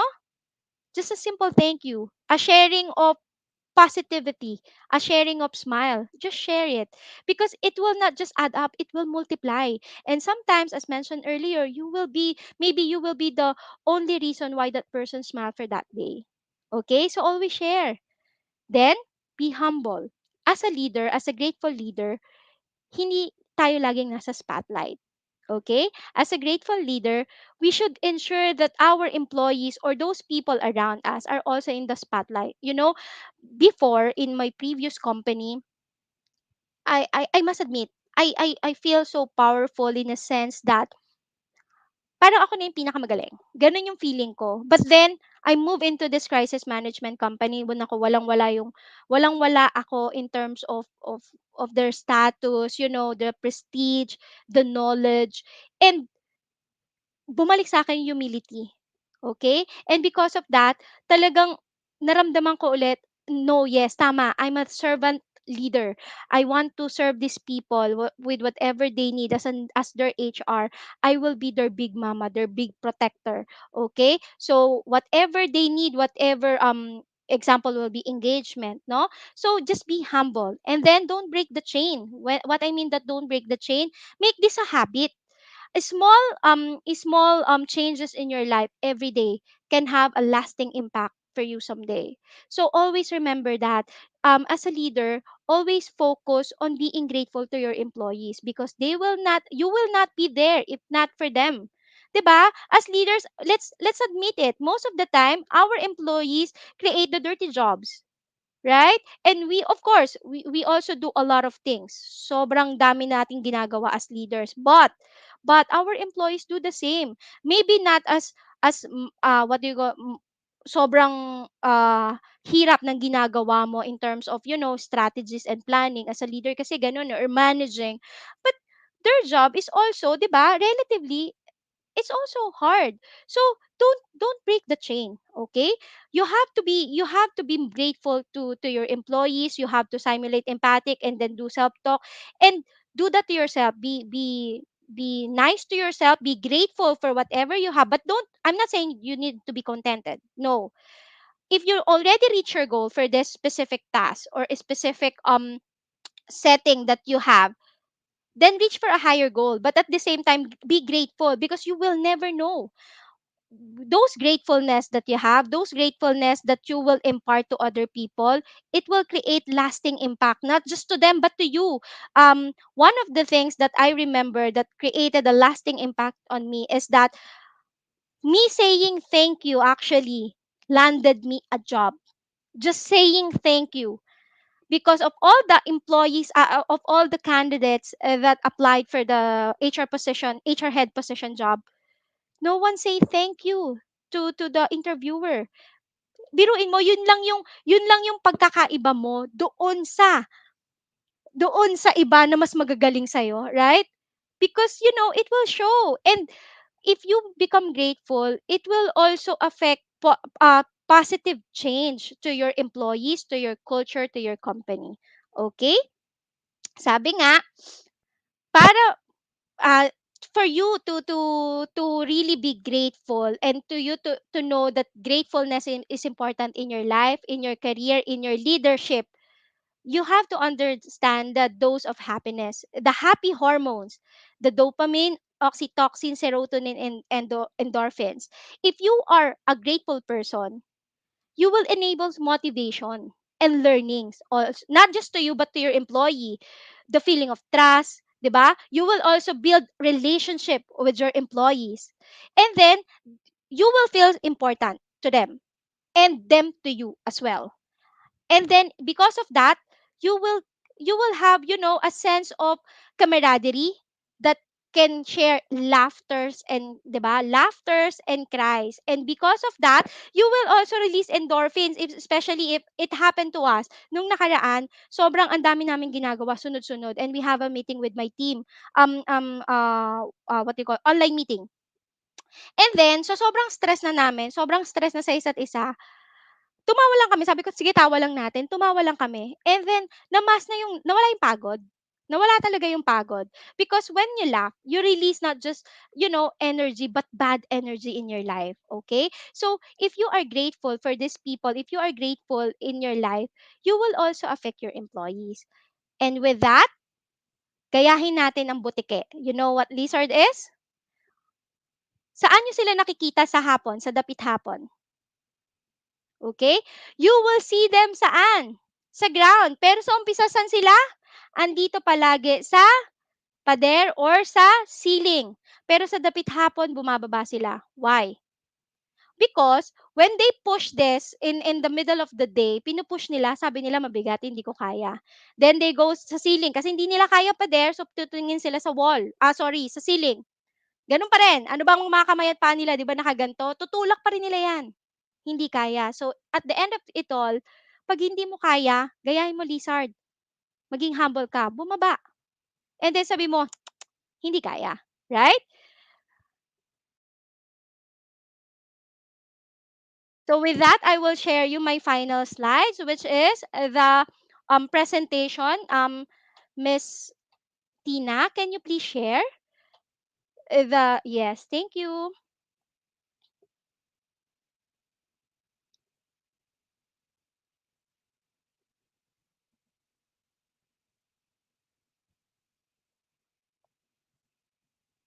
Improve your overall well-being.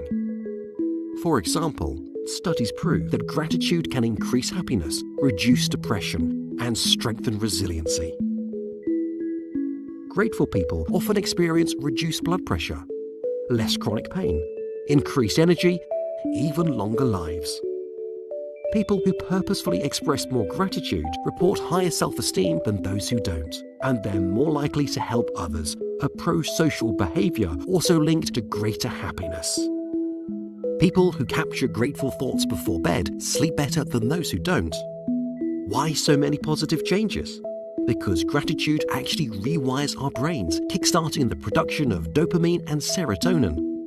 Like antidepressants, these feel-good neurotransmitters activate the bliss center of the brain, creating feelings of happiness and contentment.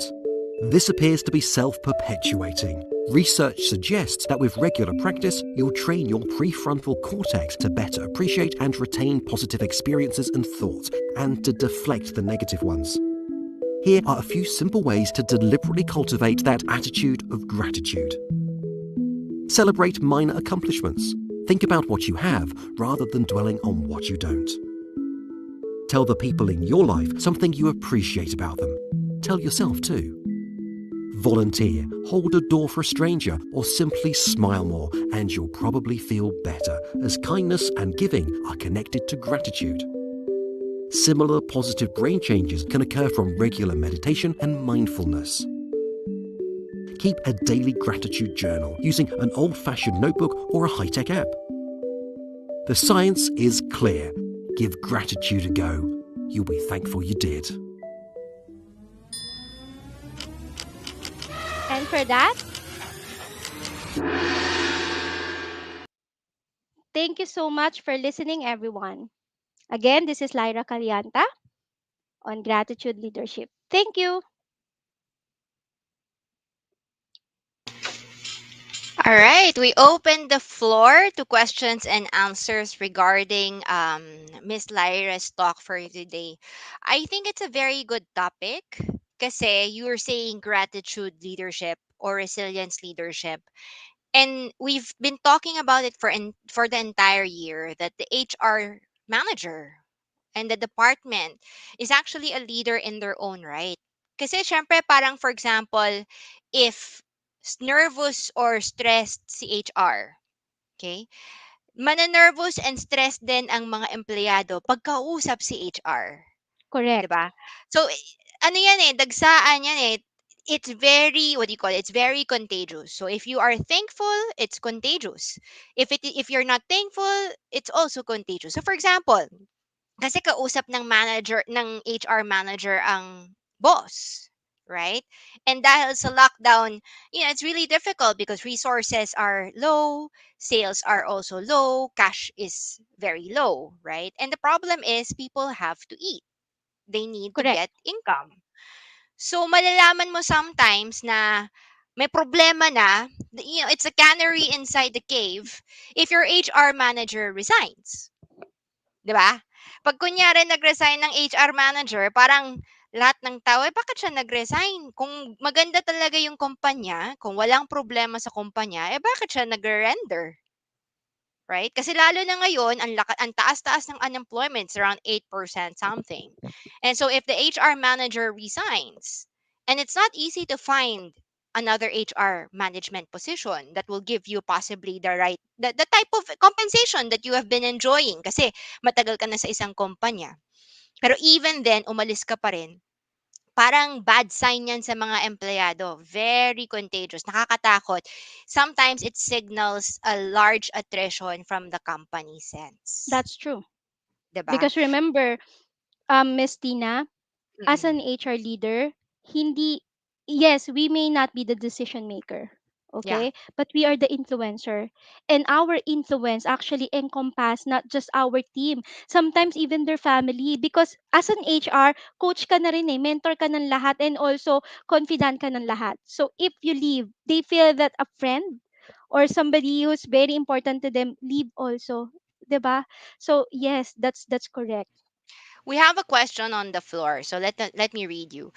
What can you advise if the employee brings problems at work and cannot perform well since they are unmotivated?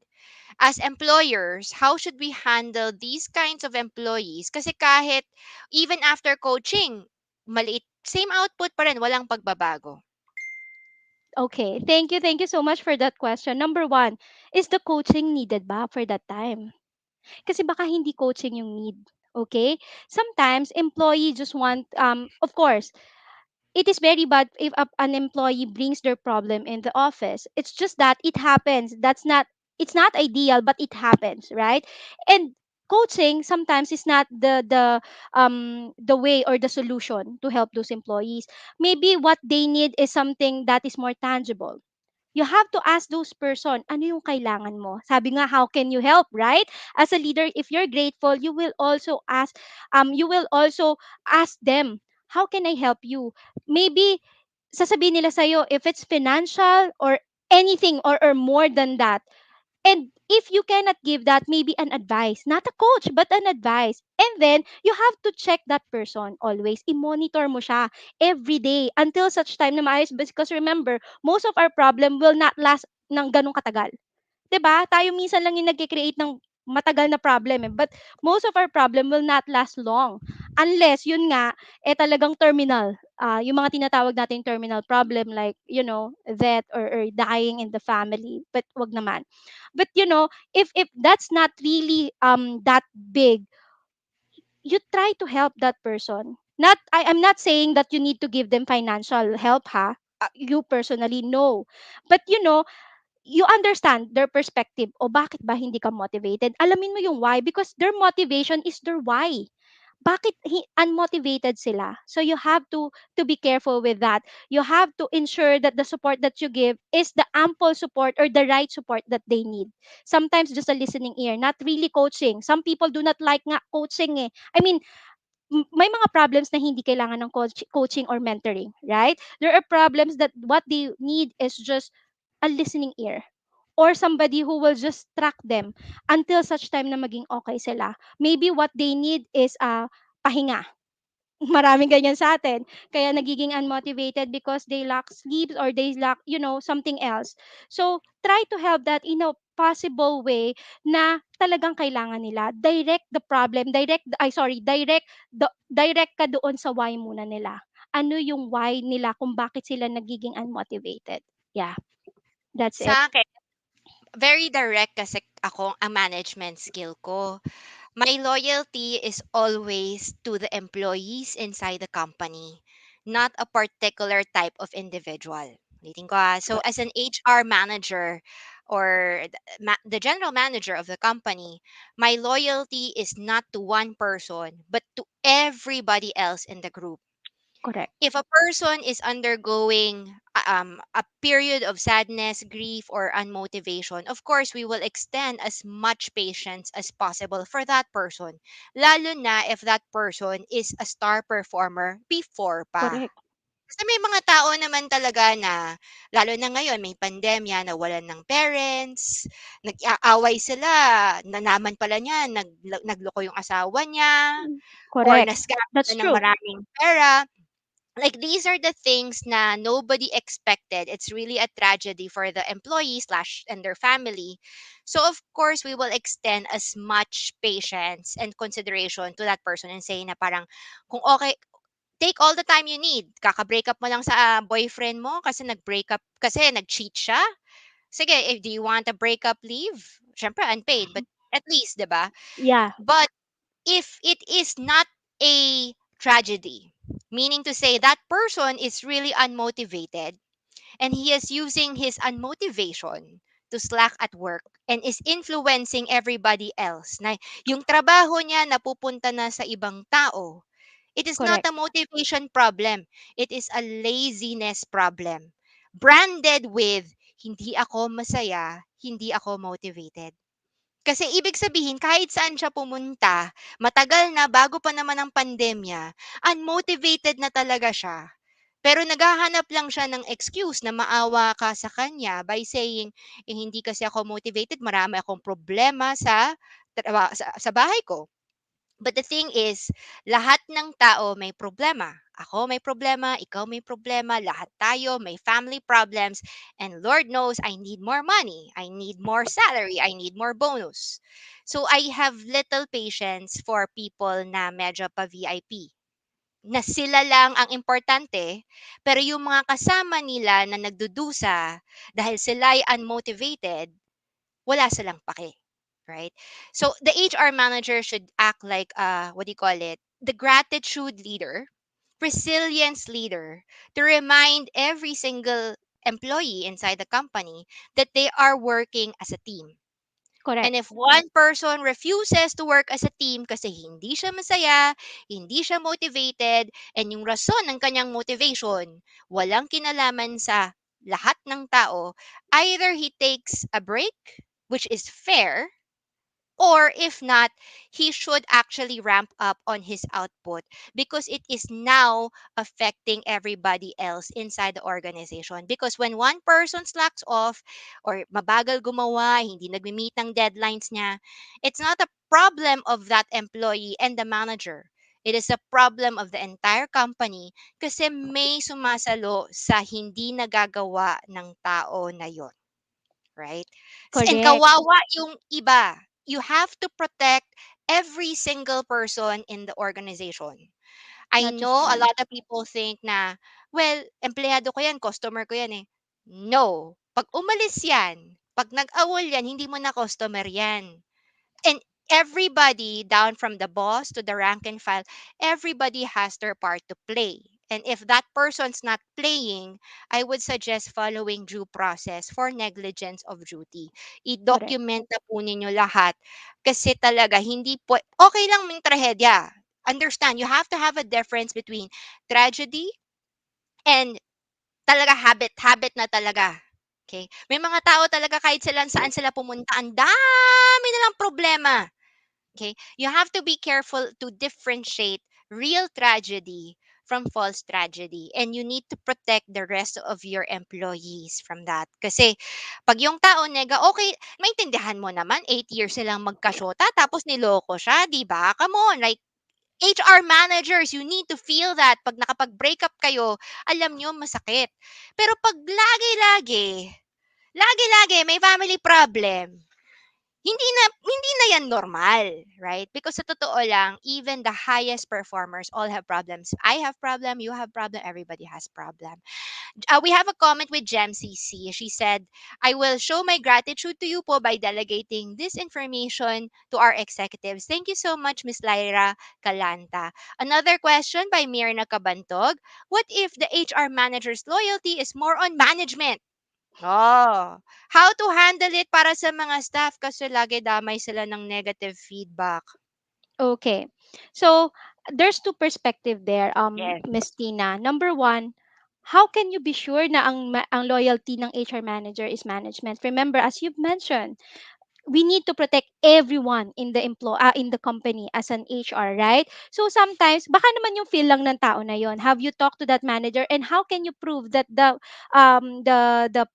loyalty is on the management? Actually, what ang loyalty po ng HR is not employees or management side. They are always on the right side, the neutral side. At the same time, they will look into ano bang problem, ano ba yung perspective. Yun yung binibigay natin. Okay, magbigay tayo ng isang senaryo. Eh ma'am, kasi yung team namin laging pinapagalitan ni HR kasi sabi nung big boss is yung team namin is hindi nagpe-perform na maayos, so kami pinag-iinitan. Is that wrong? I mean, your HR has that responsibility to correct, to reprimand you if you are not performing. Tapos hindi ibig sabihin nun is ano siya, I mean, loyal siya sa management. By the way, HR also needs to be, somehow not loyal per se. Okay? Hindi naman blind devotion. They need to be grateful to the management kasi those management are the one who accepted you for the position, and the one who pays who gives your earnings. So you have to be grateful with them. But always do the right thing. Actually, in my company, Miss Tina, what we have is as value is do well, do good, and do right all the time, even though hindi nakikita ng ibang tao. And sometimes, yun ang nilalagay namin talaga sa utak namin. So sometimes, employee may feel difference. Kaya nga dapat ang manager or ang HR, pag may maling nagawa yung employee, kausapin nila ng maayos. Explain to them why they need to create this step or follow this step doon sa empleyado na yon, especially the legal or administrative steps na ginagawa natin, no? Hindi dahil loyal tayo sa management at hindi 'yun dahil doon. It may be because may nagawa kang mali, okay? Or kaya naman may hindi ka naiintindihan na pwede mo naman sanang tinanong. Instead of you may conclusion agad na, "Oh, hindi, maka-management 'yan si ma'am." I've heard that a lot of times actually. Sa akin, I will steer away from manok ka ng management. Okay? Oo. I seriously say na, tingin nyo, manok ako ng management, no? Hindi, pero Mhm. truth be told, ito, there is a difference between negative feedback and constructive feedback. Correct. And the biggest difference of this is good faith. Good faith. The concept of good faith. Kasi para yung kunyari anak mo, ayan, ito madali lang maintindihan, anak mo. Ako, lagi ko sinista yung anak ko. Kasi pag salbahe yung anak ko, kailangan mong sitahin. Pag ayaw niya gumawa ng homework, you will scream at your kid so that your kid will finish her homework. Hahabol-habulin mo yan. Finish your homework. If you don't finish your homework, you won't get to play games. Correct. Siyempre, the kid feels bad, right? Every kid, kung sa mga nanay or tatay, pag may anak kayo, alam nyo to. Pag pinapagalitan nyo yung anak nyo, laging sisimangot si kid. Totoo yun. They always like they sulk, they nagaganon sila. Akala mo parang they're very much victimized, okay? And then they will tell you, you don't love me. Lagi yan. Hindi mo na ako mahal kasi lagi mo akong pinapagalitan. Lahat na lang ng ginagawa ko, puro mali. But here's the thing. You need to remind your kid and your employees the concept of good faith. All the time. Kasi pag pinapagalitan mo yung tao, akala nila hindi mo sila mahal. Sita ka ng sita kasi gusto mo silang tanggalin. right? So you need, as an HR leader or manager, you need to remind them, I'm telling you this not because gusto kitang tanggalin. I'm telling you this kasi ayaw kong matanggal ka. Ulitin ko ha, there is a difference. So I'm telling you this, I'm telling you to improve because I don't want you to leave this company. I don't want you to be terminated because I know if you cannot fulfill your job description, following due process, pwede kitang tanggalin. Lagi kang nalalate. Every day nalalate ka. Alam ko, marami na akong documentation. Kayang-kaya na kitang tanggalin kasi I already have enough documentation to remove you from your post. Just causes. Malinis to. And kahit na mag-illegal dismissal complaint ka sa DOLE, walang problema because well documented na you are grossly and habitually negligent from your work. Same thing. You tell them, I don't want you to be terminated.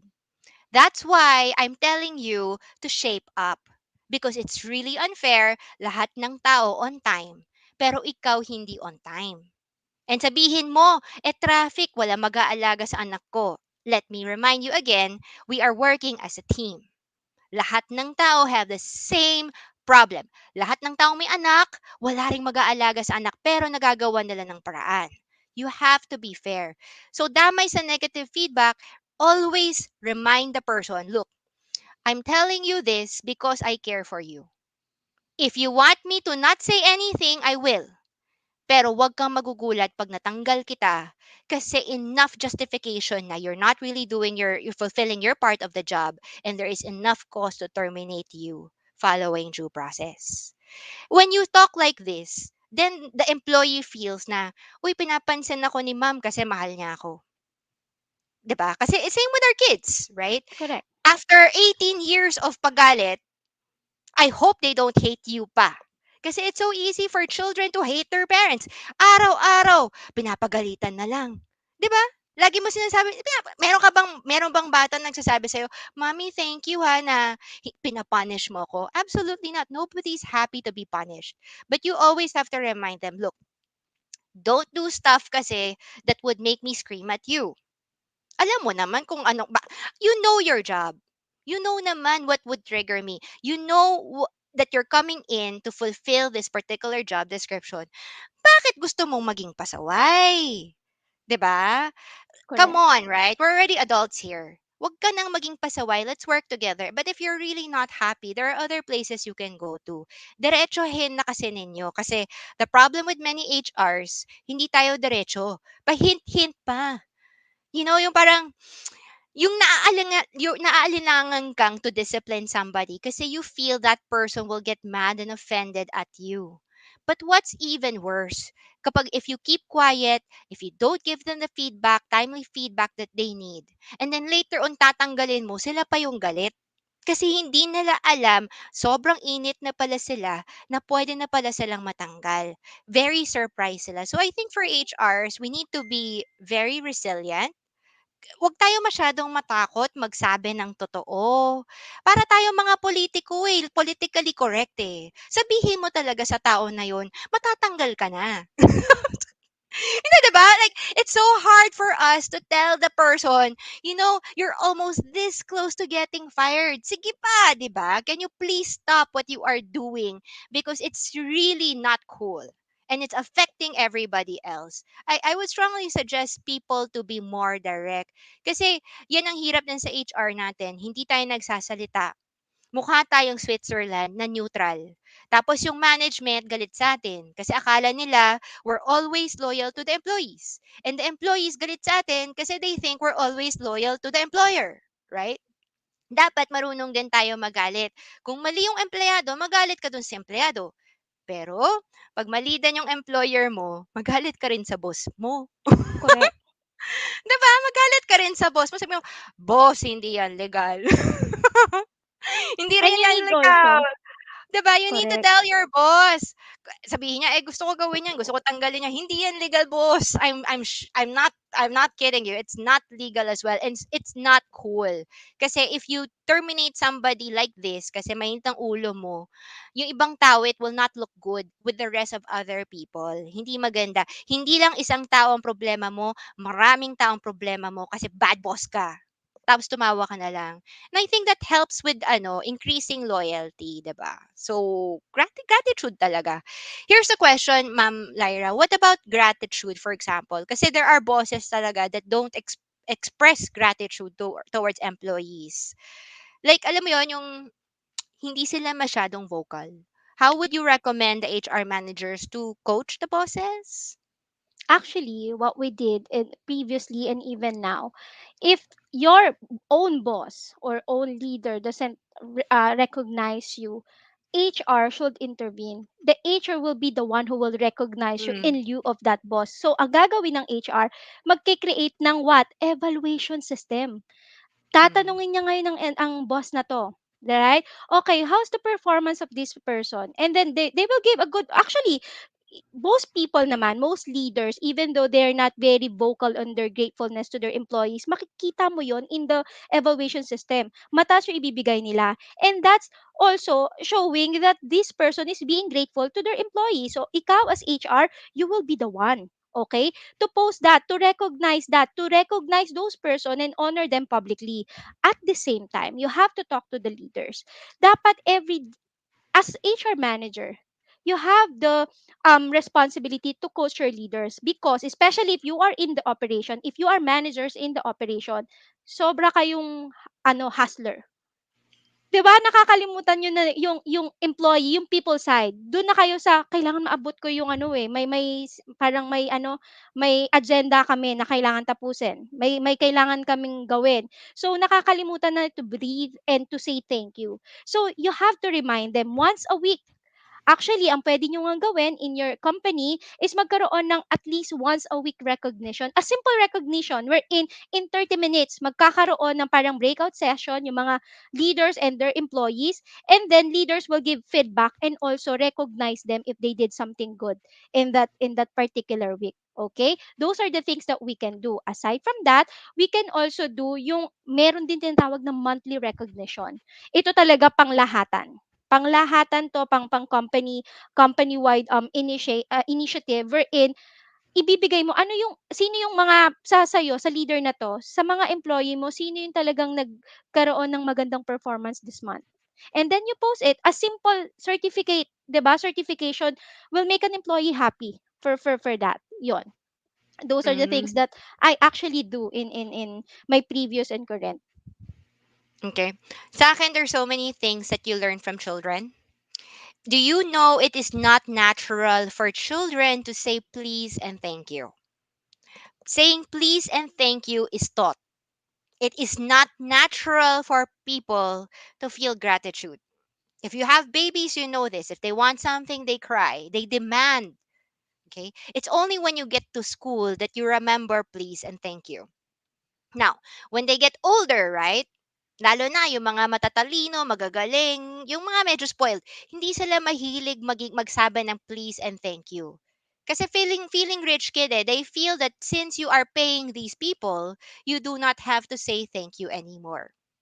It is a job of the HR manager to remind leaders, prideful leaders, that saying please and thank you is basic politeness and decorum. And a lot of people will say, for example, ito yung problema kasi with HR leaders eh. Pag sinabihan mo kasi ang boss na dapat sir mag-please tsaka it would be better if you said please or thank you to people you appreciate. Ang sasabihin naman nila is, hindi ba binabayaran natin sila? The biggest problem of HR managers is hindi sila sumasabat pabalik. They always shut up when a boss says, di ba binabayaran natin sila? Ito naman HR manager, wala na sasabihin, di ba? Alis na, magsi-CR na. Kailangan, boss, if you do not say please and thank you, they're doing their job. That's true. But if you say please and thank you might not have to replace them next year. Kasi ako din yung maghaharap ng bagong tao later on eh. Ang hirap maghanap ng maayos na tao sa Pilipinas, truth be told. Saying please and thank you costs nothing. But in exchange, it saves you a lot of problems looking for a replacement. Kasi it's really hard to find replacement in the Philippines. For every one person sa amin, I have to consider 30 resumes just for one person. That's truth in the Philippines. So you have to tell your boss, boss, okay lang sa akin kahit di ka mag-please or thank you. But please do not blame me later on pag nawalan tayo ng tao. Right? It doesn't cost you anything. Same with my daughter. I tell my daughter, kasi hindi siya mag-please and thank you. Sabi ko, you want other people to do things for you? Sabi niya, yes, mommy. Eh di mag-please and thank you ka. Eh kung hindi ka mag-please and thank you, tapos utus-utusan mo ako, di ba? Hindi ako gagalaw. Right? Train your boss the same way I train my 5-year-old because some people talaga require training because it is not natural for people to say please and thank you. But so much help. Baka later on, if you teach your boss this, and natuto siya, pag umalis ka na for another better boss, siya pa mag-thank you sa'yo. At least, thank you for teaching me how to say thank you. Because totoo lang, we take it for granted. Maraming mga boss dyan, hindi tinuruan ng tatay at nanay nila. So, you don't take it for granted. I'm telling you, it's really hard to teach kids to say please and thank you. Lalo na ngayon in the age of the internet, 'di ba? Sending stuff. O, send me your PowerPoint. Pag napadala, wala naman thank you, 'di ba? Kasi, it's not normal anymore. It's not something that people teach anymore. So, teach your boss to say please and thank you. Miss Lyra, we are almost at time. Would you mind saying some last words and to tell people how to contact you? Thank you so much, Miss Tina. Actually, that's a good insight, no? Or also, you can also do pala, Miss Tina, like we do in our company, 4 o'clock mindful management. Where in every 4 o'clock, magsisend kami ng a simple, ano lang, reminders. Oh, what needs to be done this day and who needs for you to say thank you. 'Di ba? A simple reminder will also help. Okay? And thank you everyone for listening. You can contact me in Facebook at Lyrene, Lyrine, or at my email, lyra.calianta@gmail.com. Thank you so much for attending. And guys, this is what I want to say to everybody. Always remember that you need to learn things kung kaya nyo nga daily eh. You need to read books, you need to attend this kind of seminars, especially if it's free, right? Because in the end, ito yung makakatulong sa'yo. And this, what helps me before. Actually, before, mura pa bayad eh, 500 pesos for PHR group, 'di ba? Na mga symposium, mga meeting before nung pwede pa tayong kita-kita and personal. So, dapat atinan nyo to. Huwag kayong mapagod umaten kasi kahit na naririnig nyo na or sinasabi nyo yung topic na narinig nyo is already the same doon sa nakaraang topic, actually, you may, 'di ba, learn something new. You'll never know. So, and it's our way also to meet people and to discuss with people and to also gain better connection or maybe better employer in the future. So yun lang, maging lifelong learner kayo and always share what you learn to everybody. Thank you so much, Miss Tina, Sir Darwin, and to the PHR group. Sa akin, my last words is this. Actually, if you think about it, in overseas, kasi I used to work in Hong Kong and Taiwan, in other countries, it's actually not very common to say please and thank you. Kasi totoo lang, siguro because the salary is also higher, people expect performance and output without the need for appreciation. But when I worked here in the Philippines, I realized if you do not have good manners, if you are not polite, if you are arrogant, if you do not say please and thank you will work twice or three times to get the job done. Ulitin ko ha, dito sa Pilipinas, ang kultura talaga natin, if hindi ka marunong makiusap, magsabi ng please at saka thank you, tapos utos-utusan mo yung mga tao mo as if it is their job, it will cost you 2 or 3 times the headache to get what you want. Okay? Sa akin, ang dami mong gagawin sa buhay mo, right? Bakit ayaw mong gawin ang napakasimpleng please and thank you and expression of gratitude lang to make your life easier? And I'm not saying it just like in the company. We're talking about in the company. But we talk about if, for example, umalis ka. Tapos sumakay ka ng taxi, sumakay ka ng jeep, nagbigay ka ng yung nag-abot ka ng pera. Salamat ho. Thank you. Pwede po pakilang po. You know? If papasukin ka, for example, sa isang mall, tapos ayaw kang papasukin kasi whatever this one, kasi merong sometimes, lalo na dati before, there are some rules and regulations in IATF. Tayo, manhilig tayo, lalo na sa mga management, mabilis tayong mapikon at magalit, tapos sisigaw-sigaw tayo ng ganyan. Important thing in the Philippines, you need to know how to makiusap. Marunong ka dapat mag-please at mag-thank you all the time. From the person, if you're gonna use a food panda, if you're gonna talk to the waiters, the cashiers, the security guard, the secretary, the LGUs, anyone in the Philippines, wag nyong babastusin yung mga yan. You need to know how to show appreciation. Every single thing. Kasi yun nga nakakatawa in the Philippines eh. Pag mga tao, pag hindi nag-thank you or tsaka nag-please, minsan, gagawin nila pero nakasimangot. Baka kung ano pang gawin nila, napapahaba yung mga permit approvals, tumataas yung mga fees na charge sa'yo, yung mga gamit mo hindi nila iniingatan, yung food panda siguro kung anong dinura nila sa loob ng milk tea mo. If you are bastos, trust me, people will be bastos back in a way you will not expect. So I think today's topic is very good. It's a very good reminder for us. Every single person must learn how to appreciate, how to show gratefulness. And if the HR manager can actually share and can actually influence everyone in the organization, magugulat ka. Lalaki yung sales mo because you're talking to customers. Bababa expenses mo kasi mapapakiusapan mo yung supplier to give you a discount. Correct. Totoo yun. Your staff will stay with you longer.